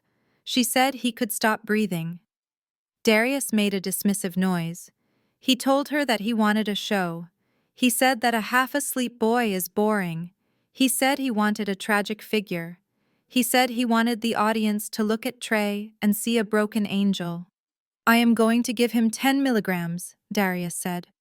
I clamped a hand over my mouth to stop the scream rising in my throat. 10 milligrams, double the lethal dose. Rebecca gasped. She told him that was insanity. She said 10 milligrams would not just paralyze him, it would shut down his diaphragm. She said he would suffocate in front of 500 people. Darius's voice turned cold, devoid of any humanity. "If he dies, he dies. Think about it, Becca. If the poor, tragic boy passes away on stage while pleading for help, the donations will not just stop, they will skyrocket. The sympathy money will be astronomical. We will be grieving heroes. We can start a memorial fund in his name and drain that too before we leave. It is a win-win." Silence hung in the garage. It was heavy and suffocating. I waited for Rebecca to argue. I waited for her to defend her nephew. I waited for a shred of decency. "Just make sure it looks like an accident," she finally whispered. I pulled the phone back, my hands shaking so hard I almost dropped it. They were not just planning to drug him. They were discussing his murder as a backup business strategy. I had the recording. I had the proof of conspiracy to commit murder. But I realized with terrifying clarity that I could not just wait for the police anymore. If Darius injected Trey tomorrow night, my stepson would not survive the ambulance ride. I had to stop the needle before it ever touched his skin. The sound of the shower turning on was my starting gun. I stood outside the heavy oak door of the master bathroom, pressing my ear against the wood. The pipes groaned and the steady hiss of water hitting tiles filled the silence. Darius took long, scalding showers. I calculated I had 7 minutes. 7 minutes to save my stepson's life. I took a deep breath, checked the pocket of my robe to ensure the decoy vial was there, and turned the handle. The bathroom was already filling with steam. It clung to the mirrors and made the marble floor slick. Through the frosted glass of the shower enclosure, I could see the blurred silhouette of my husband. He was humming to himself. It was a cheerful tune, the sound of a man who thought he had won. I moved silently across the cold floor, my bare feet making no sound. My target was the distressed leather toiletry bag sitting on the vanity next to the sink. It was Darius's travel kit, the one he always packed for trips, but he had left it out in preparation for the medical emergency at the gala. I reached for the zipper. It was stiff. I pulled it slowly, praying it would not snag or rasp. The sound seemed deafening in the small room, but the noise of the shower masked it. I opened the bag wide. There, nestled between a razor and a bottle of cologne, was the blue vial. I picked it up. It felt heavy. It felt like death. This was the 10 milligram dose Rebecca had delivered. This was the weapon that was supposed to stop Trey's heart on stage tomorrow night. My hands were shaking, but I forced them to steady. I reached into my pocket and pulled out the identical blue vial I had prepared in the kitchen while they were talking in the garage. I had cleaned an old empty vial and filled it with sterile saline solution and water. I had spent an hour carefully peeling the label off an old bottle and gluing it onto this one. To the naked eye, they were twins. I placed the lethal vial in my pocket and dropped the saline solution into the leather bag. I nudged it with my finger, positioning it exactly the way the original had been tilted slightly against the cologne. Suddenly, the water stopped. The silence crashed into the room instantly. The humming stopped. I froze. My hand was still inside the bag. Darius coughed, the sound echoing wet and loud. I heard the latch of the shower door click. Panic surged through me like an electric shock. I yanked my hand back and zipped the bag shut in one fluid motion.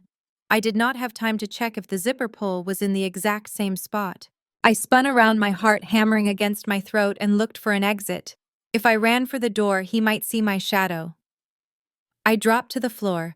I crawled under the vanity, squeezing myself into the small gap between the cabinet and the hamper. The shower door swung open. Steam billowed out. Darius stepped onto the bath mat. I held my breath, pressing my hand over my nose to stop myself from sneezing. I could see his wet feet. He walked to the sink. He stood inches from where I was hiding. Water dripped from his body onto the floor, landing just near my hand. He reached out and grabbed a towel. Then I heard the sound of the zipper. He was checking. I closed my eyes. If he noticed the difference, if he saw the liquid was slightly clearer or the label was slightly crooked, I was dead. There was a pause. A long, agonizing silence. "Perfect," he whispered. The zipper closed. He walked out of the bathroom, whistling that same cheerful tune. I stayed on the floor for a full minute, clutching the vial of poison in my pocket, tears of relief stinging my eyes. The switch was made. Tomorrow night, Darius would plunge a needle into his son's leg, expecting a tragedy. Instead, he was going to get a miracle. The morning sun sliced through the windows of the living room, exposing every dust mote dancing in the air. It felt like a spotlight. I was steaming Trey's gray suit, the steam rising in clouds that hid my terrified face. Rebecca was pacing near the kitchen island. She was already dressed in a blood-red gown that looked like an open wound. She was agitated. She was checking everything twice. She walked over to the side table where Darius had left his leather toiletry bag. My heart hammered against my ribs. That was where I had planted the saline solution. Rebecca picked up the bag. She did not just look at it, she unzipped it. I kept the steamer moving, the hissing sound masking the shallow gasps of my breathing. I watched her through the corner of my eye. Her fingers, tipped with sharp crimson nails, reached inside. She pulled out the blue vial. I stopped breathing. She held the vial up to the light, squinting. She was a pharmacist. She handled these bottles every day. She knew the weight, the texture, the gloss of the label. She turned the bottle slowly in her hand.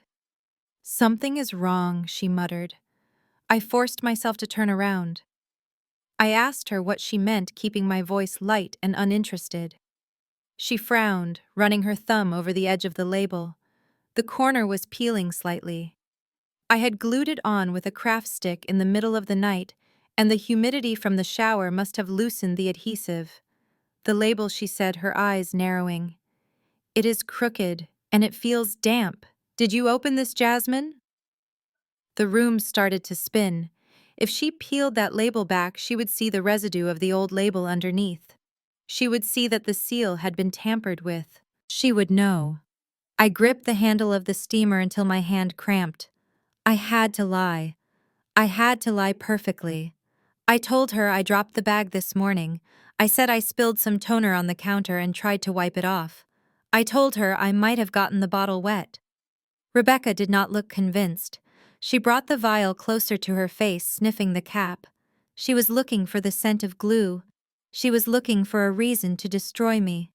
Her thumb dug under the loose corner of the paper. She was about to rip it off.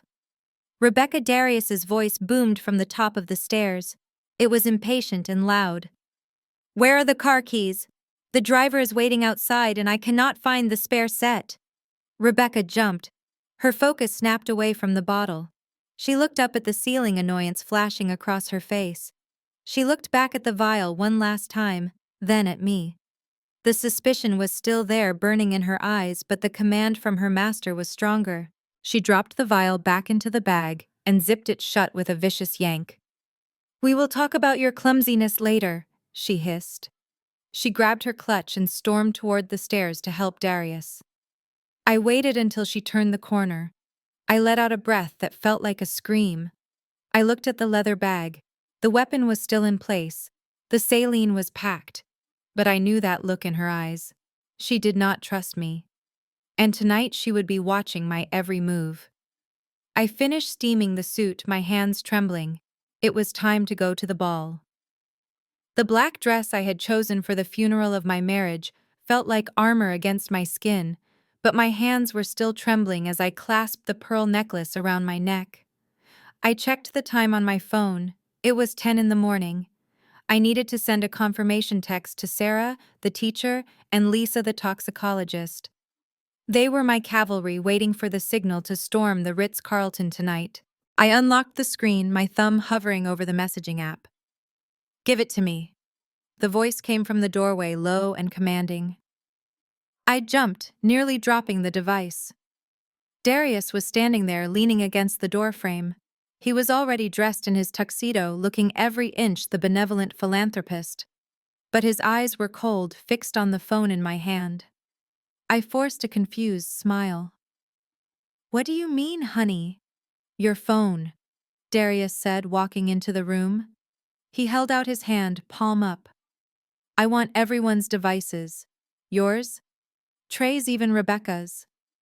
My heart skipped a beat. I clutched the phone tighter. I asked him why. I told him I needed to coordinate with the caterers. I told him my mother might call. Darius shook his head, his expression hardening. He explained that tonight is too important for distractions. He said that the press will be there. He said he does not want a photo of his wife scrolling through Instagram or texting during his speech to end up on the morning news. He said we need to present a united, focused front. It was a lie. It was a power move. He wanted to isolate us. He wanted to make sure that if things went wrong, we had no way to call for help. I hesitated. The signal. If I did not send the confirmation code to Sarah, she might not come. If I could not access the cloud server to monitor the cameras I had installed, I would be flying blind. Darius took a step closer. His hand did not move. "Do not make me ask twice, Jasmine. Trust is a two-way street. Show me you are with me." The threat was implicit. If I refused, he would know I was hiding something. If I fought him now, the whole plan would collapse before we even left the house. I had to choose between my lifeline and my cover. I let out a shaky breath and placed my phone in his hand. "Thank you," he said, slipping it into his jacket pocket. He patted it, a smug smile playing on his lips. "I will keep these safe until the after party. Now go get the boy. The limo is here." I watched him walk away, feeling a wave of panic rise in my chest. I was cut off.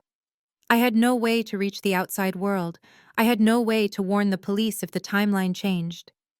I was walking into a trap with no communication, no backup, and a husband who was planning a murder. I looked at myself in the mirror one last time. The woman staring back was terrified, but she was also cornered, and a cornered animal has nothing left to lose. I straightened my shoulders. I did not need a phone to end him. I just needed the truth, and tonight I was going to serve it to him on a silver platter. The gray suit hung on Trey's frame like a shroud. It was a size too big, a deliberate choice by Darius to make his son look withered and frail. I walked into his bedroom and closed the door softly behind me. The air in the house felt heavy, charged with the static of the impending storm. Trey sat in his wheelchair by the window, staring at the driveway, where the stretch limousine idled like a hearse. He did not look at me when I entered. He was deep in the zone, mentally preparing for the performance of his life. I knelt beside him and took his cold hands in mine.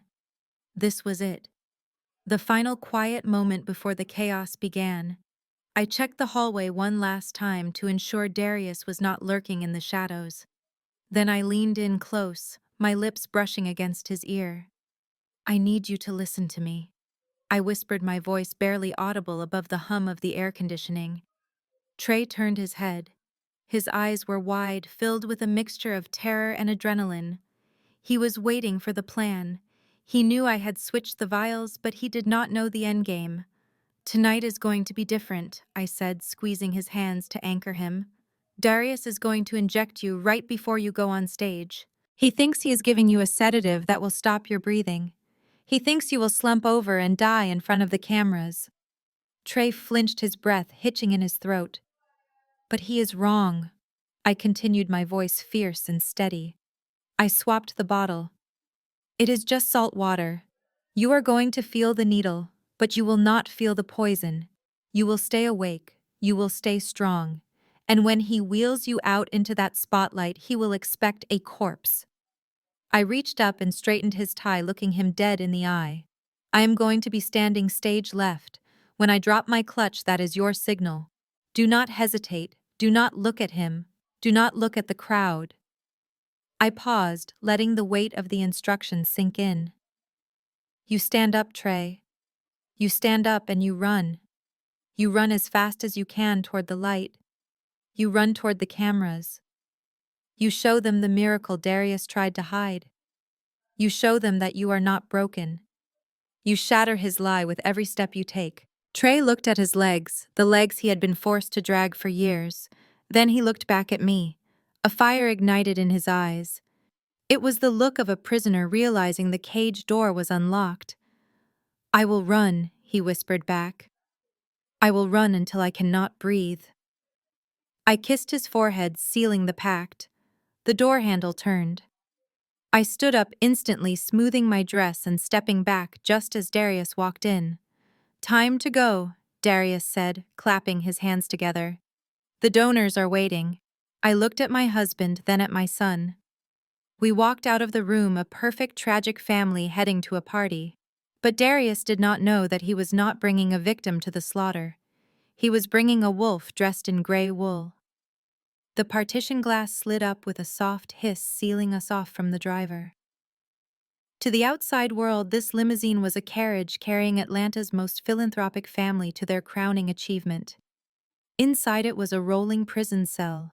The air smelled of expensive leather and the scotch Darius kept pouring from the crystal decanter. I sat facing the rear, my knees brushing against Trey's wheelchair, which was locked into the floor tracks. Darius sat next to me. He was not looking at us. He was staring out the tinted window at the city passing by, his reflection ghosting against the glass. He looked calm, but I could feel the energy radiating off him. It was a vibrating, violent tension. He was a gambler walking into a casino to bet his entire life on a single hand. Suddenly his hand shot out and clamped over mine, resting on the seat. It was not a hold. It was a vice. His fingers dug into my knuckles, grinding bone against bone. The pain was sharp and immediate, shooting up my arm like a lightning bolt. I gasped, the sound involuntary, but I did not pull away. I knew better. Resistance only made him squeeze harder. He turned to me slowly, a smile playing on his lips that did not reach his dead cold eyes. "You are trembling, Jasmine," he whispered. "Stop it. Trembling looks like guilt, and tonight we are innocent." He increased the pressure. My ring dug into my adjacent finger, cutting the skin. Tears pricked the corners of my eyes, but I forced them back. "Listen to me closely," he hissed, his face inches from mine. "Tonight has to be flawless. No mistakes, no hesitation. You smile, you wave, you look at that boy with pity." He glanced at Trey, who was staring at his lap, motionless. Darius leaned back into my personal space, his cologne filling my nose, suffocating me. "If you trip, if you stutter, if you do anything to make those donors close their checkbooks, the boy does not go to a state home. He simply vanishes." Do you understand? No body, no funeral, just gone. I will bury him so deep that even the worms will not find him. I looked at Trey. I saw his jaw tighten. He heard every word. The threat was real. Darius was telling me that murder was not just a plan B, it was a promise if I failed him. I looked back at the man I had married and nodded, swallowing the scream that was clawing at my throat. I understand, I choked out. He released my hand instantly as the car slowed. He smoothed the fabric of his tuxedo jacket, the monster disappearing behind the mask of the benefactor. He picked up his glass and finished the scotch in one swallow. Good, he said. Smile, darling. It is showtime. The limousine came to a halt. The door opened, the flashbulbs erupted like gunfire, blinding us with white light. I stepped out onto the red carpet, my hand throbbing, my heart racing, walking straight into the arena. The world exploded into a blinding strobe of white light as we stepped onto the pavement. The roar of the crowd hit me like a physical wave. There were photographers 3 rows deep, jostling for position behind the velvet ropes. They shouted Darius's name with the fervor of religious zealots greeting a messiah. Darius did not just walk into the chaos. He glided. The transformation was instant and terrifying.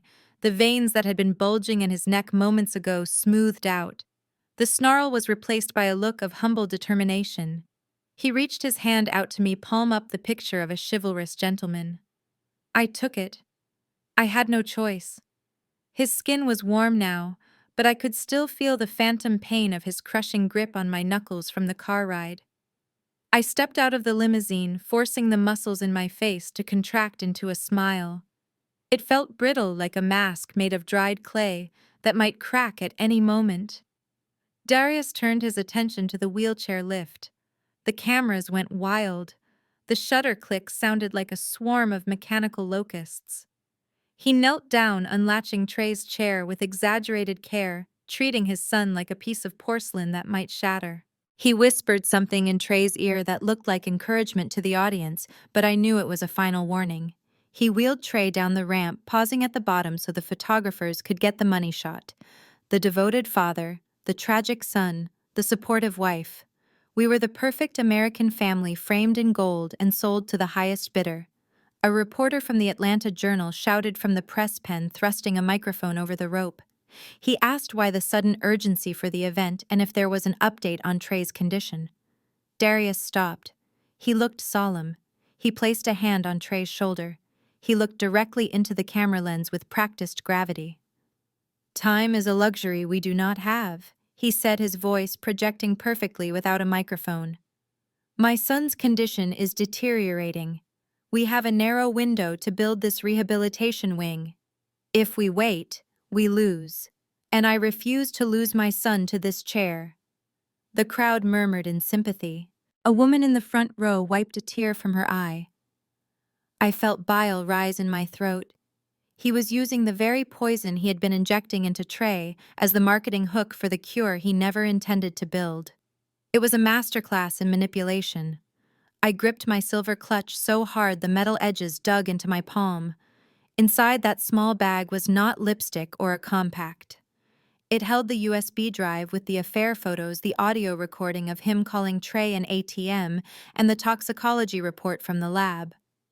It was a grenade, and I was walking into the ballroom looking for the right moment to pull the pin. Darius placed his hand on the small of my back, guiding us toward the revolving gold doors of the hotel. His fingers pressed into my spine, a silent reminder of his power. Keep smiling, he whispered through his teeth while waving to a donor. You are doing great, honey. Just remember what is at stake. One wrong move and the boy disappears. I widened my smile, nodding at the cameras, as if I were the happiest woman alive. I walked into the lobby of the Ritz-Carlton, clutching the evidence to my chest, ready to burn his kingdom to the ground. The crystal chandeliers dimmed, casting the ballroom into a hushed twilight. A single spotlight cut through the darkness, illuminating the podium where Darius stood. He looked devastatingly handsome in his tuxedo, the very image of stoic strength. He gripped the sides of the lectern, his head bowed for a moment of calculated silence. The room filled with Atlanta's elite held its breath. When he finally looked up, his eyes were glistening with unshed tears. He began to speak, his voice a rich baritone that reached the back of the room without a microphone. He did not start with numbers or architectural plans. He started with a story. He spoke about the night of the accident. He described the rain, the screech of tires, and the silence that followed. He painted a vivid picture of pulling his wife from the wreckage, omitting the part where he strangled her against the steering wheel. He spoke of her last words, a fabrication about taking care of their son. "I stand here tonight not as a businessman," Darius said, his voice cracking with emotion. "I stand here as a father who made a promise to a dying woman. I promised her that our son would not just survive, but that he would live." He gestured to the side of the stage where Trey sat in his wheelchair, bathed in a softer light. The crowd turned their heads. I watched from the shadows of the wings, my stomach churning. For 4 years, I have watched this boy fight a battle no child should have to fight. Darius continued. I have watched the light fade from his eyes as his muscles atrophy. I have watched him try to take a step only to fall. And every time he falls, a piece of my heart breaks. But we do not stay down. We get back up. He paused to wipe a tear from his cheek. It was a masterclass in acting. The room was captivated. I saw women dabbing their eyes with handkerchiefs. I saw men nodding solemnly, reaching for their checkbooks. They were buying the lie. They were paying for the performance. Darius leaned into the microphone, his voice dropping to a whisper. But love is not enough. Hope is not enough. We need science. We need medicine. The new wing we are building is not just a building. It is a lifeline. It is the only thing standing between my son and a life of permanent darkness. I am asking you to help me keep my promise. I am asking you to save my son." Thunderous applause erupted. It started as a ripple and turned into a roar. Darius bowed his head humbly, accepting the adoration. I looked out into the front row. Rebecca was standing there. She was not crying. She was beaming. She nodded at him, a slow, deliberate movement. It was a look of shared triumph. They had done it. They had hooked the whales. I tightened my grip on my clutch. They thought the applause was for them. They thought the night was over. But as Darius turned to walk toward Trey for the finale, I took a step forward from the darkness. The speech was just the prologue. The real story was about to begin. The applause washed over the stage like a physical force.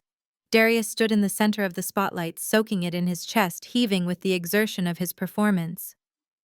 He turned to the wings where I was standing, his smile widening into something that looked welcoming to the audience, but predatory to me. He extended his hand palm up, inviting me into the lion's den. And now he announced, his voice booming through the speakers. "I want to invite my wife Jasmine to the stage. She is the backbone of this family. She is the mother who stepped in when my son had no one. Come here, darling." I took a deep breath. The air in the ballroom was cold, but my skin felt hot. I tightened my grip on the silver clutch and stepped out of the shadows. The light hit me instantly, blinding and hot. I walked up the 3 stairs to the stage, my heels clicking on the wood. Every step felt like a drumbeat of war. I walked toward him. I did not look at the crowd. I looked only at the podium where the laptop controlling the presentation sat. Darius put his arm around my waist as I reached him. He pulled me close, his fingers digging into my hip, a silent reminder of his threat in the car. He leaned in to kiss my cheek, blocking the audience's view of his face. "Keep it short," he hissed into my ear. "Cry if you can." He pulled back, smiling at me with dead eyes, and handed me the microphone. I took it. I felt the weight of it in my hand. It was not just a microphone. It was a weapon. I stepped up to the podium. Darius stepped back, crossing his arms, confident that I was about to deliver the eulogy for his living son. I looked out at the sea of faces. I saw the wealthy donors. I saw the tearful socialites. I saw Rebecca in the front row, looking smug. I looked at the laptop screen. It was currently displaying a black and white photo of Trey looking sad in a hospital bed. I placed my clutch on the podium. I opened it. Darius frowned. He took a half step forward, confused. He thought I was reaching for a tissue. Instead, I pulled out the silver USB drive. I plugged it into the side of the laptop. Darius froze. He saw the movement. He saw the flash of silver. He did not understand yet, but his instincts were screaming. I tapped the keyboard, closing his presentation and opening the folder labeled Evidence. The screen behind me flickered. The sad photo of Trey vanished. The room went silent. I leaned into the microphone. My voice did not shake. It was steady. It was cold. It was the voice of the prosecutor I was born to be. "My husband just told you a beautiful story," I said. "He told you a story about sacrifice. He told you a story about love. He told you that he is a hero saving his son from a tragedy." I looked over my shoulder at the giant screen behind me. I clicked the first file. The photo of the fake passports appeared magnified 10 feet high. "But I want to tell you a different story." I continued, staring directly at Rebecca in the front row. "I want to tell you a story about greed. I want to tell you a story about murder, and I want to show you exactly where your money is really going." The image of the fake passports on the screen caused a ripple of confusion to spread through the room, but it was not enough to shatter the illusion. People were whispering, squinting, trying to understand if this was part of the presentation. Darius saw the passports and his face drained of color. He took a step toward me, his hands reaching out not to embrace me but to silence me. "Technological glitch," he shouted, forcing a laugh that sounded like a bark. "My wife is not tech-savvy. Let me fix that." He lunged for the laptop. I sidestepped him, blocking the keyboard with my body. I looked him in the eye. "You wanted a show, Darius," I said into the microphone. "Here it is."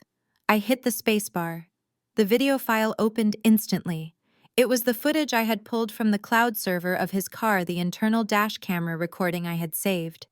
The giant screen filled with a close-up of Darius's face. He was driving, talking on the phone to Rebecca. The audio was crystal clear, amplified by the hotel's massive sound system. It boomed off the walls, silencing every whisper in the room. Darius's voice on screen was casual, chillingly relaxed. "Vanessa was weak," the digital Darius said, laughing as he merged onto the highway. "She should have just signed the insurance papers. I did her a favor by helping her hit that tree. She never had the stomach for the big game."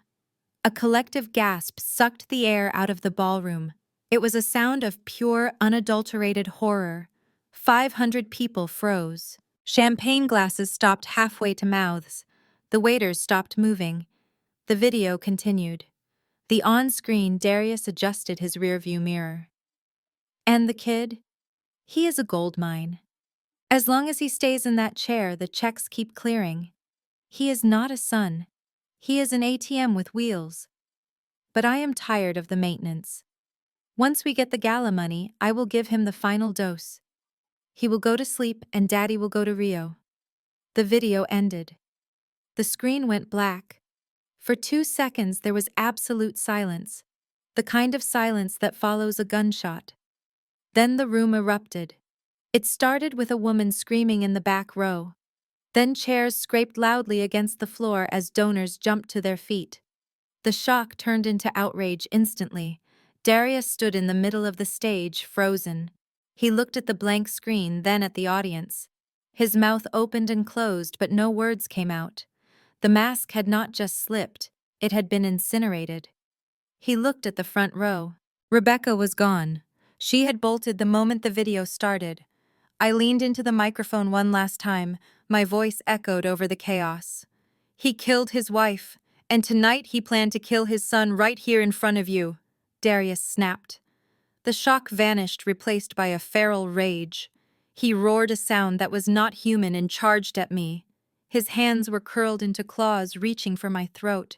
"You bitch!" he screamed. "I will kill you!" He was 5 feet away. I did not run. I dropped the microphone and looked toward the side of the stage. "Now, Trey," I shouted. "Run!" Darius was a blur of black tuxedo and white rage.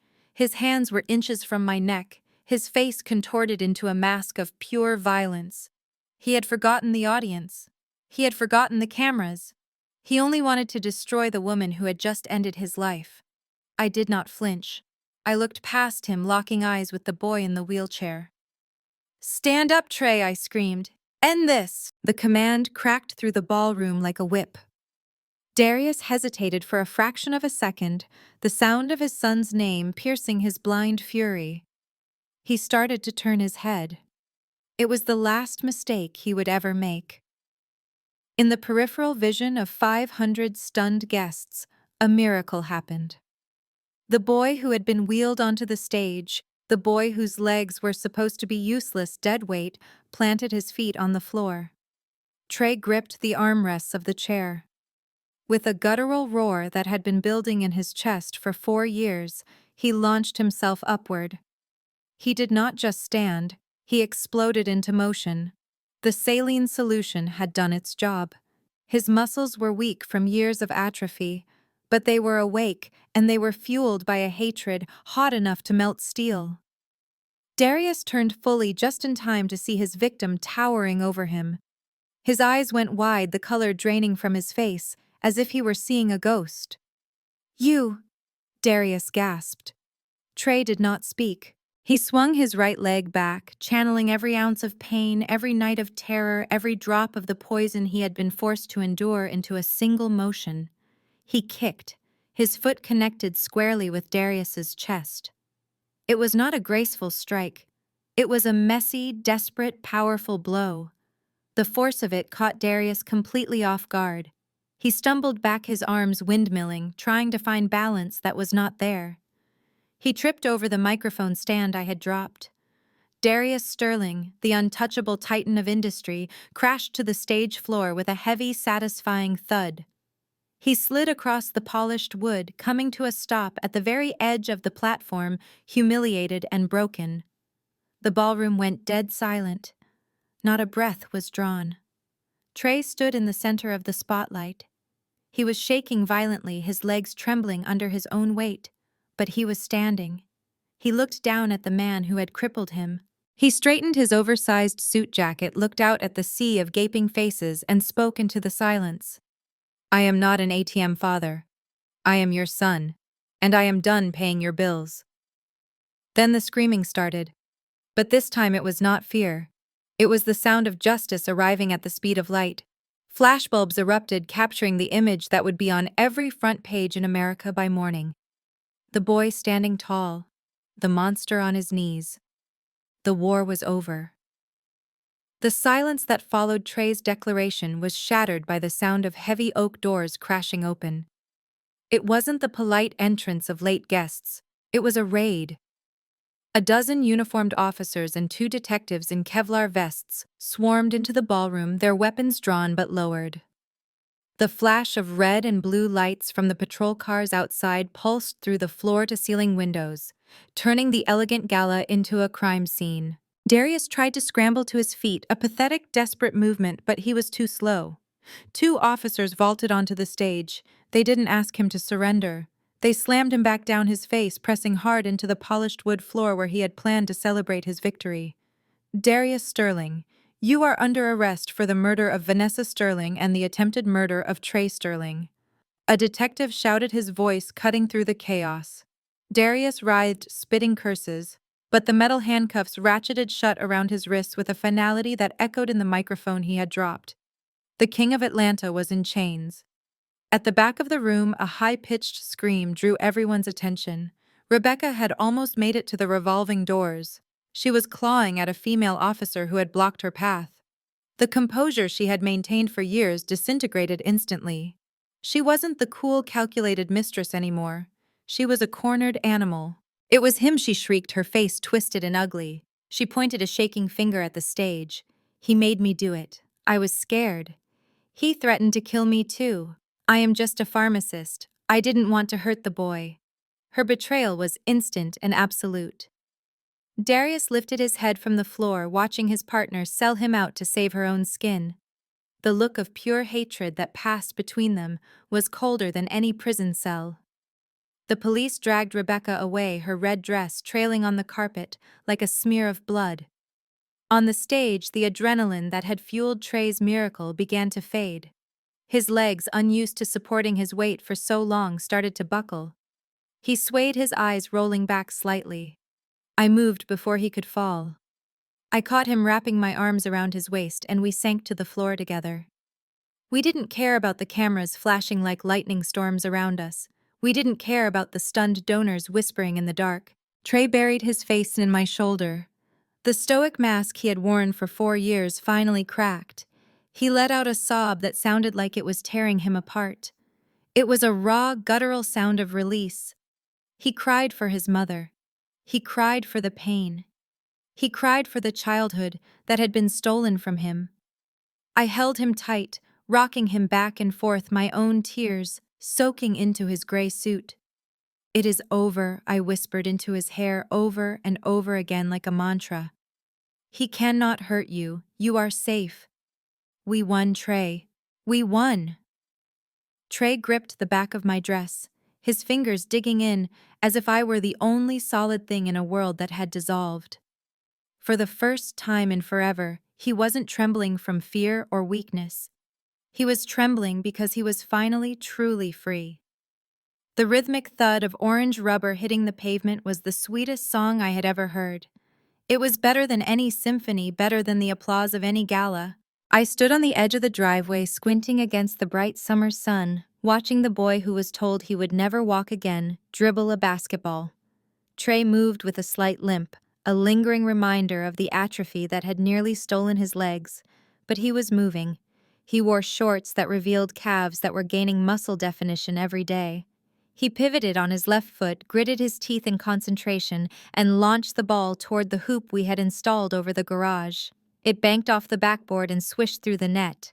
"Nothing but net," he shouted, throwing his arms up in victory. I laughed, tossing him a water bottle. He caught it with reflexes that were sharp and alive. It had been 6 months since the police dragged Darius and Rebecca out of the Ritz-Carlton. The trial was swift and brutal. The video evidence I played on that stage left no room for defense lawyers to maneuver. Darius was currently serving 2 consecutive life sentences without the possibility of parole. Rebecca took a plea deal for 20 years in exchange for testifying against him, but her life as she knew it was over. They were rotting in concrete cells while we were out here in the sun.